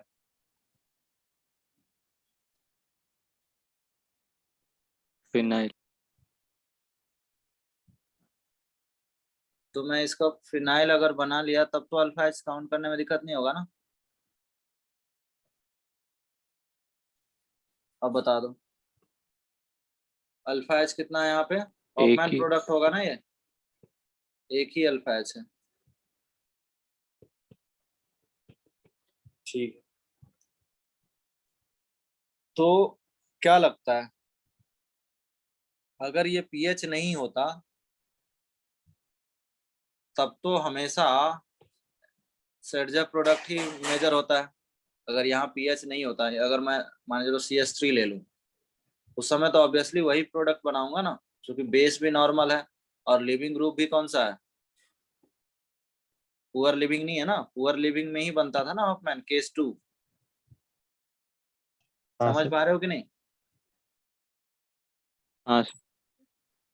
मैं क्या कह रहा हूँ कि यही क्वेश्चन अगर ऐसा होता इस पीएच के जगह, मान के चलो इस पीएच के जगह यहाँ पे ये सब अब तक जो केस पढ़े हैं उसमें अगर आया होता, तब तक तो अगर इस पीएच के जगह CH3 ले लो, इस पीएच के जगह CH3 ले लो, तब तक ये कौन से केस में आ रहा था? केस सेट से। फर्स्ट, गुड लिविंग ग्रुप वाले कैटेगरी में है ना। गुड लिविंग ग्रुप में कौन आता है? SP तो आता है। तो ये हो गया मेजर, खत्म कहानी। ये मेजर प्रोडक्ट है आपका, ठीक है। ये सेडजक प्रोडक्ट क्या है? मेजर है। तो ये आंसर हो जाता। लेकिन अभी अभी पीएच है, अभी CH3 नहीं। अभी कौन मेजर होगा? बी बी मेजर होगा। क्यों? क्योंकि बी में रेजोनेंस हो रहा है ना। ये पॉइंट वही तो हाँ है, ये पॉइंट यही तो कह रहा है कि बी में देखो ये डबल बॉन्ड इसके साथ रेजोनेंस नहीं कर रहा है। ये रेजोनेंस करके यहाँ गया, ये यहाँ गया, ये रेजोनेंस करके यहाँ गया, एकदम पूरा बढ़िया रेजोनेंस हो रहा है ना इतने दूर में। क्या इस डबल बॉन्ड का पीएच के साथ रेजोनेंस हो रहा है क्या? नहीं। रेजोनेंस स्टेबलाइजेशन थर्ड फैक्टर हो गया। तो E2 के 3 केस, कोई भी क्वेश्चन इन्हीं 3 केस से आएगा। या तो लिविंग ग्रुप पुअर होगा या गुड होगा, 2 केस, ठीक है। समझा कि नहीं? हाँ। दूसरा केस किसका लिया हूं? Nature of base. और थर्ड केस लिया हूं रेजोनेंस स्टेबलाइजेशन। तो टेक्निकली 4 केस हुआ, ठीक है। लिविंग ग्रुप के 2, बेस के 1 और एक रेजोनेंस, टोटल 4 केस हो गए। बोलो तो ये है आपका E2 रिएक्शन, ठीक है। हाँ सर। अब ये जो E2 रिएक्शन है ना, ये स्टीरियो स्पेसिफिक रिएक्शन है। अब मैं बात करता हूं stereo specific reaction of E2,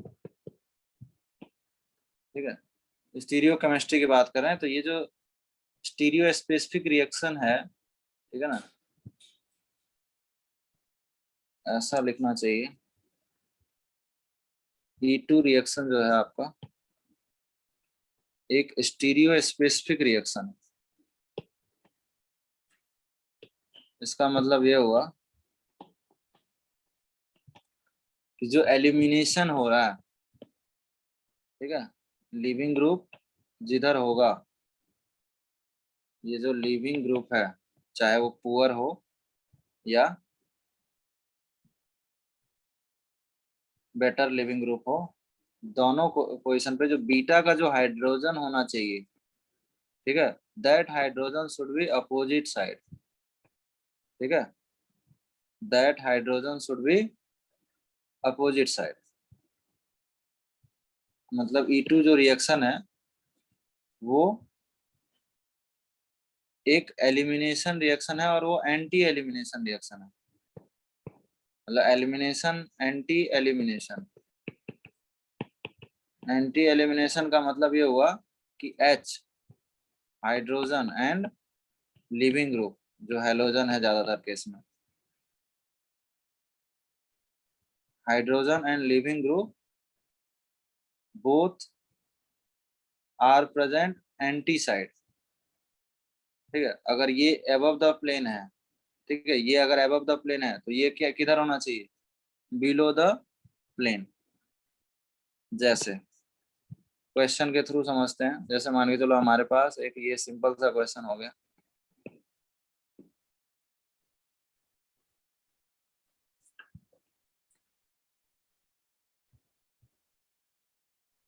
यहाँ पे हमने CH3 ले लिया और यहाँ पे हमने Cl ले लिया, ठीक है, और इसमें अल्कोहलिक KOH डाल दिया।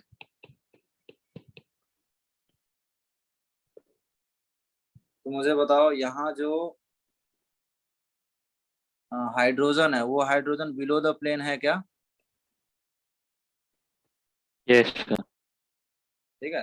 अब देखो होता क्या है ना, किसी भी कार्बन पे दो प्लेन पे रख सकते हो, एक एबव द प्लेन, तो दूसरा नहीं भी लिखा है तो वो क्या होगा, बिलो द प्लेन ही होगा।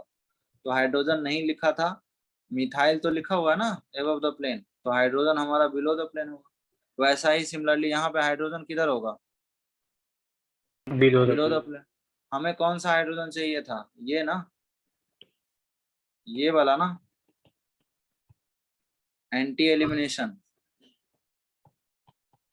एंटी एलिमिनेशन रिएक्शन का मतलब ये हुआ कि ये प्रोडक्ट बन जाएगा, यहाँ डबल बॉन्ड आ गया, Cl निकल गया और ये CH3। तो ये वाला जो प्रोडक्ट है वो क्या है, सेटजप प्रोडक्ट है।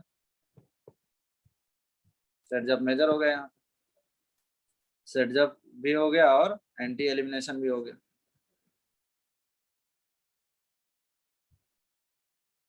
अब मैं दूसरा क्वेश्चन लेता हूँ, ध्यान देना, इसको हटा देता हूँ, ये समझ में आ गया आपको। एंटी एलिमिनेशन का मतलब इस क्वेश्चन से क्लियर होगा। CH3 है और यहाँ पे Cl मैंने ले लिया है बिलो द प्लेन। अब वही अल्कोहलिक QH डालेंगे, क्या सेम प्रोडक्ट बनेगा क्या? नहीं बने। क्योंकि हमें क्या चाहिए था, हाइड्रोजन किधर चाहिए था, एंड एबव, लेकिन अभी दोनों क्या है, सेम प्लेन में हो गया ना, हाइड्रोजन और Cl। हाँ सर। तो हमें यहाँ यहाँ का तो प्रेजेंट होगा ना हाइड्रोजन, ये जो हाइड्रोजन नहीं लिखा है तो एक हाइड्रोजन को मैं एबव द प्लेन लिख सकता हूँ कि नहीं? ये तो अपने हाथ में है हाइड्रोजन को लिखना। तो अब वो भले यहाँ पे प्रोडक्ट क्या है, हॉफमैन बन जाएगा। अल्कोहलिक OH में Sp जो है ना वो होना चाहिए था। देखो अभी ये प्रोडक्ट बन जाएगा कि नहीं, यस हॉफमैन प्रोडक्ट। क्योंकि हम एंटी एलिमिनेशन में वही H ले सकते जो किधर हो, ये H ले सकता हूँ कि नहीं? इस बार ये H नहीं ले सकता। हमें कौन सा H लेना पड़ा, हमारी मजबूरी है इस H को लेना। भले प्रोडक्ट लेस स्टेबल बन जाए, हॉफमैन बन जाए, लेकिन क्या कर सकते हैं, इसका नेचर क्या होता है, एंटी एलिमिनेशन ओनली। समझा ये दोनों क्वेश्चन एंटी एलिमिनेशन का? हाँ सर। Sir hello sir. हाँ बोलो।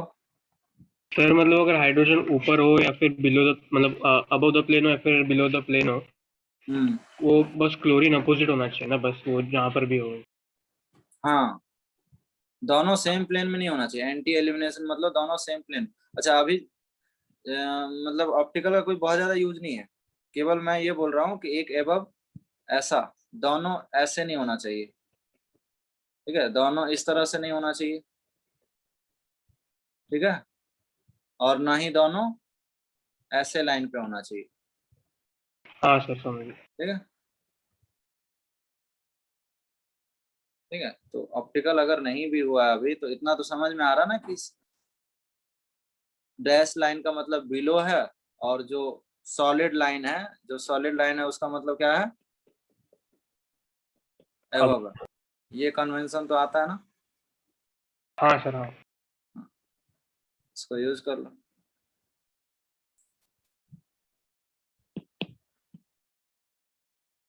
तो ये स्टीरियो स्पेसिफिक रिएक्शन है, ये एक आपका स्टीरियो स्पेसिफिक रिएक्शन।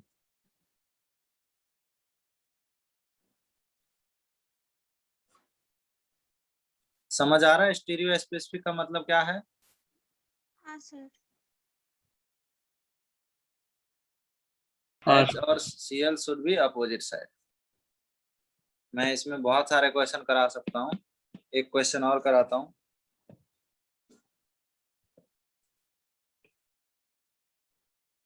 देखो ये 3D में क्वेश्चन ऑलरेडी दिया हुआ है। 3D का मतलब है कि ये CH3 और ये H। ये 3D स्ट्रक्चर को आप इमेजिन कैसे करो, जैसे आपके पास जो स्क्रीन है, उस स्क्रीन से ये जो साइक्लोहेक्सेन है ना, परपेंडिकुलर है, ठीक है, और वहां पे स्क्रीन के पैरेलली ये H और CH3 ऊपर नीचे लगे हुए हैं, और यहाँ पे आपको अल्कोहलिक KOH दे दिया। स्ट्रक्चर ऑलरेडी 3D में दिया हुआ है। जैसे 3D में इस तरह से मॉलिक्यूल को दिखाया जाता है, वैसा ही इसको भी दिखाया जा सकता है। इमेजिन कर पा रहे हो 3D में कैसा है? ये जो स्क्रीन है ना, उस स्क्रीन Yes. पे इसको, इस साइक्लोहेक्सेन को 90 डिग्री से 90 डिग्री पे रख दो। 90 डिग्री पे रख दोगे तो ये स्क्रीन के पैरेलल नहीं हो जाएगा। CH3 H और H ऊपर रहेगा और ये नीचे रहेगा, समझा? हाँ सर। मतलब ये इसके परपेंडिकुलर है, हाँ सर। सब एक दूसरे के परपेंडिकुलर है, ठीक है। बोर्ड का प्लेन और इसका प्लेन पैरेलल है, लेकिन इस साइक्लोहेक्सेन का जो प्लेन है उससे ये जो H है वो 90 डिग्री पे है। तो मुझे बताओ, अब इमेजिन अगर कर लिए हो तो आपको पता चल गया है कि ये अल्फा पोजीशन है, ये बीटा पोजीशन है। बीटा का हाइड्रोजन जो चाहिए, लेट से बीटा 1 बीटा 2, कौन सा हाइड्रोजन जाएगा? β1. β1। बीटा 1 का चला जाएगा, क्योंकि बीटा H का तो सेम ही प्लेन में है ना। ये H तो नहीं, हमें ये वाले H लेना चाहिए, अपोजिट वाला, ठीक है। समझ पा रहे हो कि नहीं? Yes. मतलब ये H जा सकता है और ये Cl जा सकता है, ये अपोजिट हुआ, ठीक है।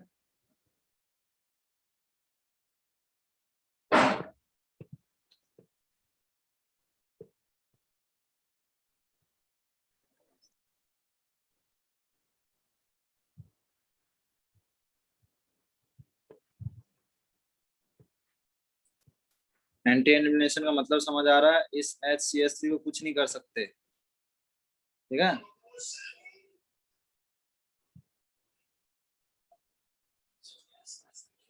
ठीक है, हाँ सर। समझ आया कि नहीं? Yes sir. हाँ सर। ये है एंटी एलिमिनेशन का मीनिंग। सर वहाँ पे एक मिथाइल भी आया था ना। यहाँ पे मिथाइल आएगा, बिल्कुल सही। अब उसको 3D में नहीं बना सकते ना, ये तो प्लेनर हो गया ना। ये sp2 हाइब्रिडाइज्ड कार्बन हो गया, प्लेनर हो गया। टेट्राहेड्रल रहता तब तो हम उसको ऐसा बनाते। Yes, sir. सर तो अभी ये ऊपर वाला HP होगा कि ऊपर वाला सर वो हॉफमैन प्रोडक्ट होगा कि मतलब HP होगा? जो है वो यही है, ये तो मोर नंबर ऑफ अल्फा एच है ना, एसपी प्रोडक्ट। हाँ हाँ ठीक है सर। हॉफमैन भी बनता तो हम क्या कर सकते थे। हमें अगर स्टीरियो क्वेश्चन में गिवन है, जैसे अभी देखो क्वेश्चन में स्टीरियो गिवन है ना, तो कहीं ना कहीं आपका प्रोडक्ट भी स्टीरियो में ही आना चाहिए। जैसे यहाँ पे मुझे बताओ अल्कोहलिक KOH है, प्रोडक्ट क्या होगा। आप तो क्या करो, हाइड्रोजन ड्रॉ कर लो। अगर ये वेज पे है तो यहाँ हाइड्रोजन किधर होगा, ये ड्रॉ आपको खुद से करना पड़ेगा। भाई दो प्लेन में है, एक एबव में प्लेन है तो एक बिलो ही होगा ना, कन्वेंशन किसी भी कार्बन पे तो वही होगा। बताओ दोनों हाइड्रोजन किधर है, below the plane. Below the plane है, यानी लिविंग ग्रुप के प्लेन में ही है क्या। हाँ हाँ सर। इस बार रिएक्शन होगा, नहीं होगा। तो ये है स्टीरियो का मीनिंग। आइडिया लग रहा है थोड़ा बहुत कि नहीं लग रहा है।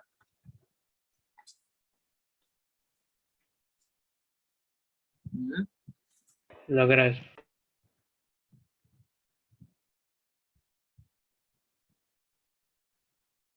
हाँ अनुज रेड्डी, क्या कहना चाह रहे हो।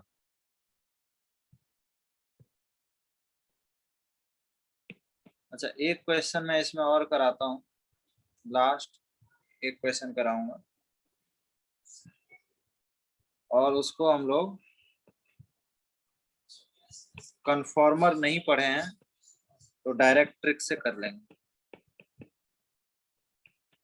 अच्छा ये जो प्रोजेक्शन है ना, ये फिशर प्रोजेक्शन है, स्टीरियो में बहुत ज्यादा यूज होता है। ये ऑप्टिकल अभी चल रहा है ना, तो अभी ये आ जाएगा आपको।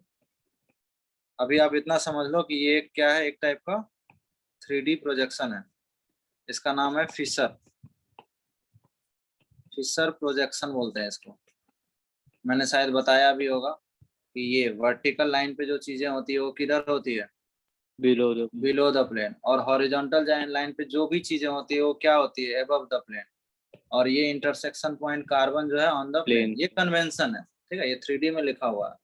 इसका मतलब हमें जो प्रोडक्ट बनानी है, ऑब्वियसली प्रोडक्ट क्या बनेगी, एल्कीन ही बनेगी। प्रोडक्ट जो बनेगी वो एल्कीन ही बनेगी। अब वो एल्कीन सिस बनेगा या ट्रांस, यही पता करना है। अच्छा आप यहाँ पे इस प्रोजेक्शन में ये तो कह नहीं सकते ना कि ये Cl और H अपोजिट है। मैंने अभी अभी बोला कि इस लाइन पे जो भी चीजें होती है सब सेम प्लेन पे होती है। यही बोला ना कि वर्टिकल लाइन पे जो भी चीजें हैं वो क्या है, बिलो द प्लेन है। और यहाँ जो भी चीजें हैं वो किधर है, अबव द प्लेन है। यही मतलब है ना, ये कन्वेंशन है, लिख लो। ये सब क्या है, अबव द प्लेन है, ठीक है, ये आपका अबव द प्लेन है। और जो वर्टिकल लाइन में वो बिलो द प्लेन है।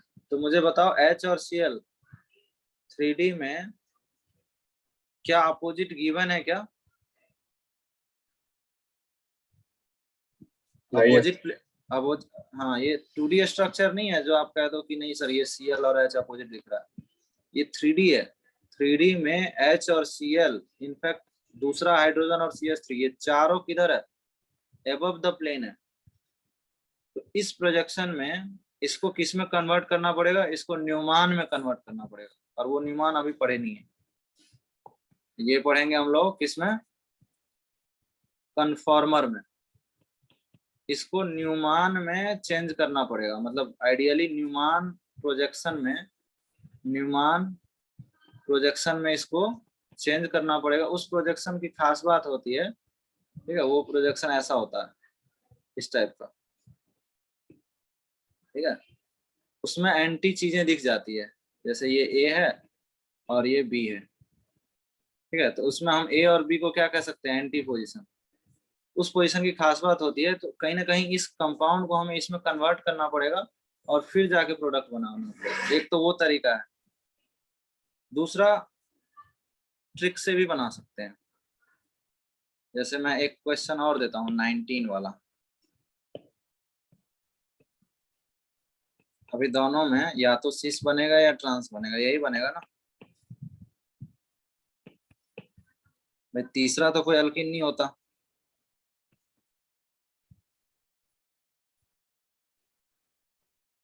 बोलो, हाँ सर। तीसरा तो कोई अल्किन नहीं होता। अब सिस ट्रांस बनाने के लिए आप जुगाड़ क्या लगा सकते हो, अभी तो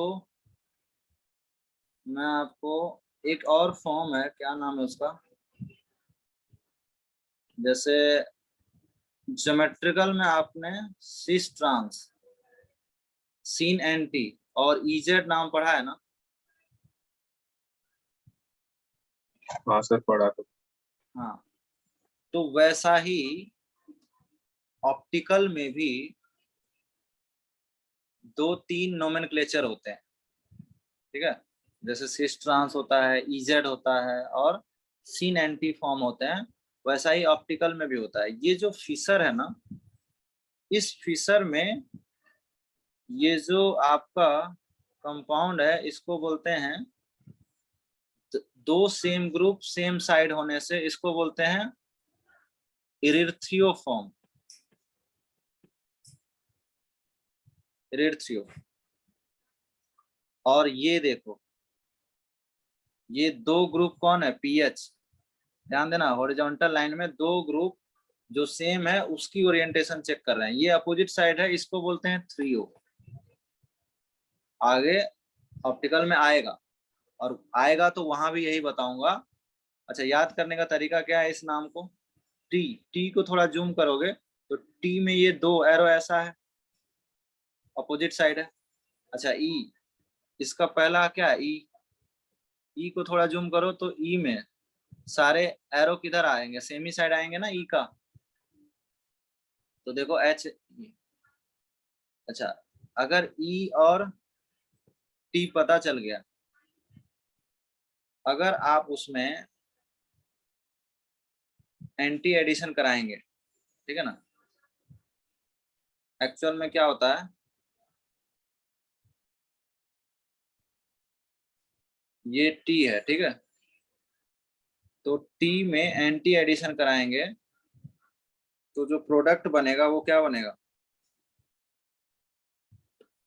एक्चुअल में कुछ ट्रिक ऐसा है कि फर्स्ट वाले में तो चलो एक और ट्रिक है मैथमेटिकल। एक्चुअल में पढ़े नहीं है ना, इसलिए दिक्कत हो रहा है। जो टर्म मैं बताऊंगा वो अभी हुआ ही नहीं।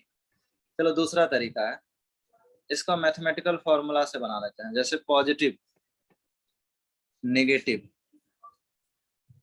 का मल्टीप्लिकेशन क्या होता है, पॉजिटिव नेगेटिव का मल्टीप्लिकेशन क्या होता है बताओ। नेगेटिव। नेगेटिव। नेगेटिव होता है, ठीक है। अच्छा, दो पॉजिटिव का मल्टीप्लिकेशन क्या होगा, पॉजिटिव।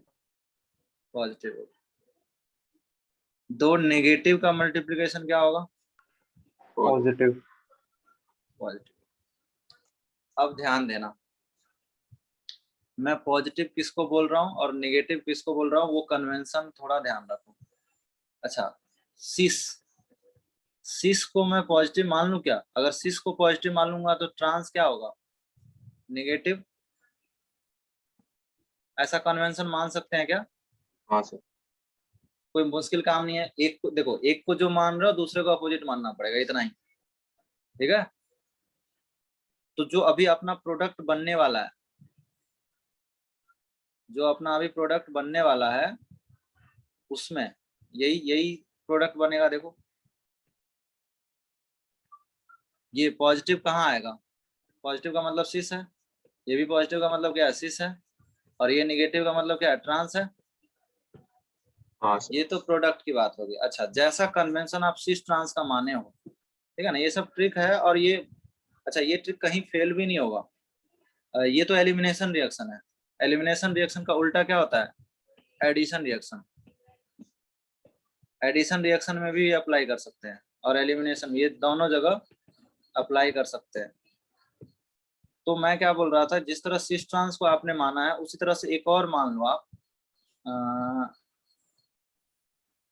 जो एंटी है उसको मैं निगेटिव मान सकता हूँ क्या? क्योंकि सिन को मैं पॉजिटिव मानने वाला हूँ।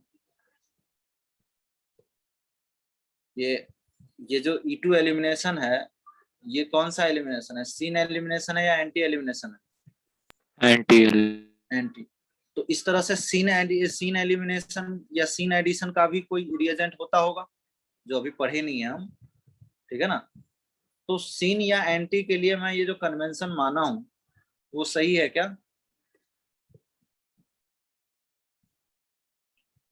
भाई जैसा हाँ, सिस ट्रांस माना था वैसा ही मान लिया, क्या दिक्कत है? हाँ समझा सर। कि नहीं? चलो ये यस समझ। सर। अब एक कन्वेंशन हमको और मानना है, चाहे वो एडिशन हो या एलिमिनेशन हो, एंटी वर्ड के लिए नेगेटिव और सीन के लिए पॉजिटिव। एक कन्वेंशन और क्या चाहिए? क्योंकि तीन चीज है इसमें। एक हमें ये चाहिए कि जो इरिथ्रियो था, जो इरिथ्रियो फॉर्म था, और दूसरा क्या था? थ्रियो। मुझे बताओ इरिथ्रियो को क्या मानना चाहिए और थ्रियो को? फिर से दिखाता हूँ, इरिथ्रियो क्या था? सेम साइड वाला था क्या? पॉजिटिव होगा। हाँ, सिस टाइप का है ना, तो पॉजिटिव मान लो। हाँ सर। इतना कुछ अगर आप मान लिए तो ये याद रखना, एलिमिनेशन में भी काम आएगा और एडिशन में भी। दोनों रिएक्शन के स्टीरियो के क्वेश्चन आपके इस ट्रिक से बन जाएगा। ये तीन कन्वेंशन आपने अगर यूज कर लिया तो चाहे लेफ्ट टू राइट जाओ। देखो मैं इस रिएक्शन में इससे इधर जाऊंगा, लेफ्ट से राइट जाऊंगा, एलिमिनेशन हो गया। और अगर राइट से लेफ्ट आया तो क्या होगा? एडिशन हो गया। दोनों जगह ये ट्रिक लगेगा, दोनों जगह ये मैथमेटिकल फॉर्मूला लगेगा। अब अप्लाई करने का बारी आ गया, ठीक है। अब अप्लाई करने का बारी आया। मुझे बताओ अभी जो हमारा क्वेश्चन है, क्वेश्चन पे अप्लाई करते हैं। चलो एक में अप्लाई करके बताता हूँ। ये जो क्वेश्चन है ना, उसमें हमारे पास पहला जो क्वेश्चन था वो क्या था? इरिथ्रियो का था। Question number erythro. तो इरिथ्रियो का मैंने क्या माना है बताओ? पॉजिटिव। इरिथ्रियो को मैंने पॉजिटिव माना है, ठीक है।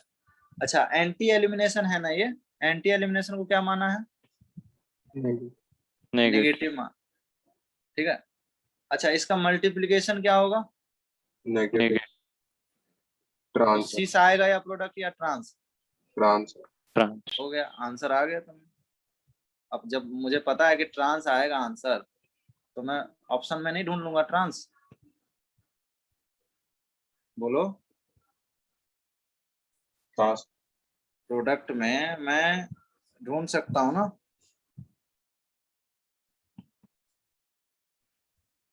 Hello sir. बोलो।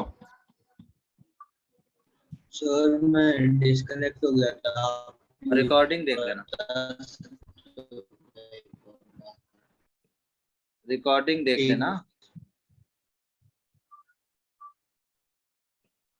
चलो एक क्वेश्चन में और तुम लोग अप्लाई करो 19 में। चलो फिर से अप्लाई करते हैं। ये बताओ थ्रियो, थ्रियो अपोजिट साइड है, इसका कन्वेंशन क्या माना था? ऑब्वियसली थ्रियो को नेगेटिव। चलो बढ़िया। एंटी एलिमिनेशन है, एंटी एलिमिनेशन को क्या माना है हमने? नेगेटिव। नेगेटिव। नेगेटिव नेगेटिव का मल्टीप्लिकेशन क्या होगा? सिस पॉजिटिव। पॉजिटिव। सिस आ गया क्वेश्चन में, सिस। सिस आ गया तो हम प्रोडक्ट तो बना सकते हैं ना सिस? बोलो। यस। सिस कैसे बनाऊंगा? पीएच पीएच सेम साइड रखूंगा और CS3 Yes. CS3 same side रखूंगा। हो गया सिस। अच्छा, आप ऐसा भी कह सकते हो कि ये आप याद रखने के लिए ऐसा भी रख सकते हो कि ये जो पीएच था, ठीक है, या एच और बी आर था, ठीक है ना, इसमें ये जो पीएच है, ठीक है ना, या जो एच बी आर है, ये अपोजिट साइड है तो सिस आया है, ठीक है, और दूसरे में क्या है, दूसरे में ये जो एच है, ठीक है ना, सेम साइड है दोनों, मतलब एक सेम साइड वाला है तो उसमें ट्रांस आ रहा है, लेकिन वो मतलब क्लैरिटी के साथ नहीं है, लेकिन ये हर जगह अप्लाई होगा। अब मैं क्या कह रहा था कि अगर यही क्वेश्चन इधर से इधर आते तो वो क्या होता, एडिशन रिएक्शन कहलाता ना, उस समय ये रिएजेंट बदलना होता। भाई ये तो एलिमिनेशन का रिएक्शन है ना, एडिशन के लिए हमें कोई और रिएजेंट लेना पड़ेगा, वहां भी ये रूल अप्लाई कर दोगे। ट्रांस, उस समय आपको क्वेश्चन में ट्रांस दिया रहेगा, ट्रांस को मैं निगेटिव मानूंगा, ठीक है, और मान के चलो एंटी एडिशन करवाना है तो उसको भी मैं क्या मानूंगा, निगेटिव मानूंगा। बोलो, निगेटिव निगेटिव क्या हो जाएगा, पॉजिटिव हो जाएगा। तो प्रोडक्ट जो, अगर आपको ये फिशर उस समय बनाना होगा, ऑप्शन में फिशर होगा, तो उस समय याद, तो ये दोनों साइड से अप्लाई होगा, ये मैथमेटिकल टूल, ये ज्यादा सही है। मतलब जो थ्योरेटिकल तरीका है ना, उसमें टाइम बहुत जाएगा, क्योंकि उसको किस में कन्वर्ट करना पड़ेगा, न्यूमान में, बहुत टाइम लगेगा उसमें, लेकिन ये दोनों रिएक्शन में अप्लाई होंगे। अब आप कोई भी थ्योरी ये क्वेश्चन कर सकते हो, कैसा भी क्वेश्चन कर सकते हो E2 के एंटी एलिमिनेशन वाला, इस फॉर्मूले से, बट एक नया नाम याद रखना, ये थ्रियो और एरिथ्रियो, मैंने तरीका भी बताया कैसे याद रखना है, ठीक है। Yes sir. अब कोई भी क्वेश्चन हो जाएगा ना,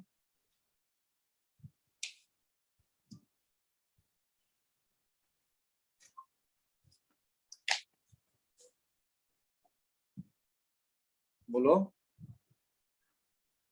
यस सर। हाँ सर। जैसे अभी अगर 2 मिनट रुक सकते हो तो मैं एक और क्वेश्चन में इसको प्रूफ करके बता सकता हूँ, आखिरी क्वेश्चन।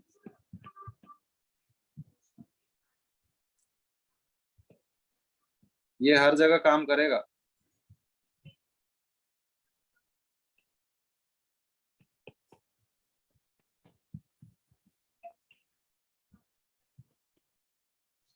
ठीक है, यहाँ पे NaI एसीटोन, अच्छा ये NaI और एसीटोन कहाँ पढ़ाया था मैं, फिंकलस्टीन में पढ़ाया था ना।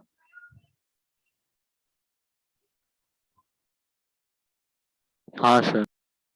तो फिंकलस्टीन में SN2 हो रहा था, अभी वो क्या होगा, E2 होगा, बस इतना ही सा है। मतलब जहां HCl निकल रहा था अब कौन निकलेगा, Cl2 निकलेगा, प्रोडक्ट CCr ट्रांस बनेगा। लेकिन आपके पास तरीका है, ये बताओ मुझे, थ्रियो है या इरेथियो है फिशर का, थ्रियो। थ्रियो है ना, ये क्या है, थ्रियो ही है हाँ। ना। थ्रियो को हमने पॉजिटिव मान रखा है या नेगेटिव, नेगेटिव। नेगेटिव, अपोजिट है, ट्रांस जैसा ट्रीट कर लो ना। अच्छा E2 आपको पता ही है एलिमिनेशन है, मतलब एंटी है, नेगेटिव नेगेटिव का मल्टीप्लाई क्या होगा, पॉजिटिव, पॉजिटिव का मतलब क्या आएगा, सिस या ट्रांस, यस। बोलो। यस। ये आंसर आ गया, देखो हर जगह अप्लाई कर सकते हैं, किसी भी क्वेश्चन में कर सकते हैं अप्लाई। रिएजेंट कुछ भी हो, बस आप उसको नेचर पता होना चाहिए कि ये जो रिएक्शन है ये E2 रिएक्शन है, बस इतना पता होना चाहिए, ठीक है। मैं समझ पा रहे हो कि नहीं, आप नहीं समझ पा रहे हो। जैसे देखो ये क्वेश्चन, सर समझ पा रहे हैं। देखो ये क्वेश्चन में अप्लाई कर दो, प्रूफ हो जाएगा कि ये रूल काम कर रहा है कि नहीं। NaI एसीटोन, इतना याद रखना कि NaI एसीटोन फिंकलस्टीन में SN2 था, अभी ये E2 है, और E2 पता है आपको एंटी एलिमिनेशन है। अब बताओ इसमें सिस प्रोडक्ट होगा या ट्रांस? ट्रांस। ठीक है, तो दो ही प्रोडक्ट पॉसिबिलिटी है। सर एक डाउट है लेकिन, हाँ बोलो। सर ये NaI एसीटोन और फिंकलस्टीन में तो क्लोरीन की जगह आयोडीन आता था, तो ये यहाँ पर नहीं होता? वही तो SN2 रिएक्शन है ना, वो SN2 है हाँ और सर। ये E2 रिएक्शन है। तो यहाँ पर क्यों नहीं हो रहा है SN2 रिएक्शन? हो सकता है ना, मतलब अरे दो Cl हटेगा तो यहाँ पे जब I आएगा तो एलिमिनेशन ही हो जाएगा ना। हाँ विसिनल सर, हाँ हाँ। डाई आयोडाइड अनस्टेबल होता है। ठीक है, अभी उतना मत सोचो, आगे मैं पढ़ाऊंगा। इस रिएक्शन का नाम है, देखो अब तक जो भी पढ़ा रहा था मैं 20 से पहले, उसका नाम है डीहाइड्रोहेलोजिनेशन। ठीक है, यहाँ तक जो क्वेश्चन था वो क्वेश्चन किसका था?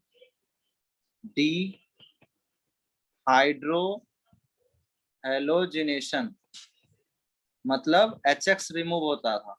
अभी जो क्वेश्चन है लास्ट के दो, वो क्या है? अभी जो लास्ट के क्वेश्चन है वो क्या है बताओ? D halogenation. यहाँ पे डी हेलोजिनेशन रिएक्शन है। ठीक है, मतलब आपने X2 निकाला है, Cl2 निकाला है, मतलब तो वही है ना। Yes sir.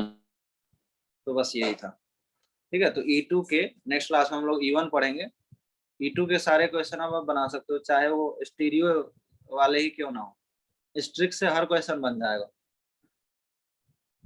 ठीक है, ओके, थैंक यू क्लास।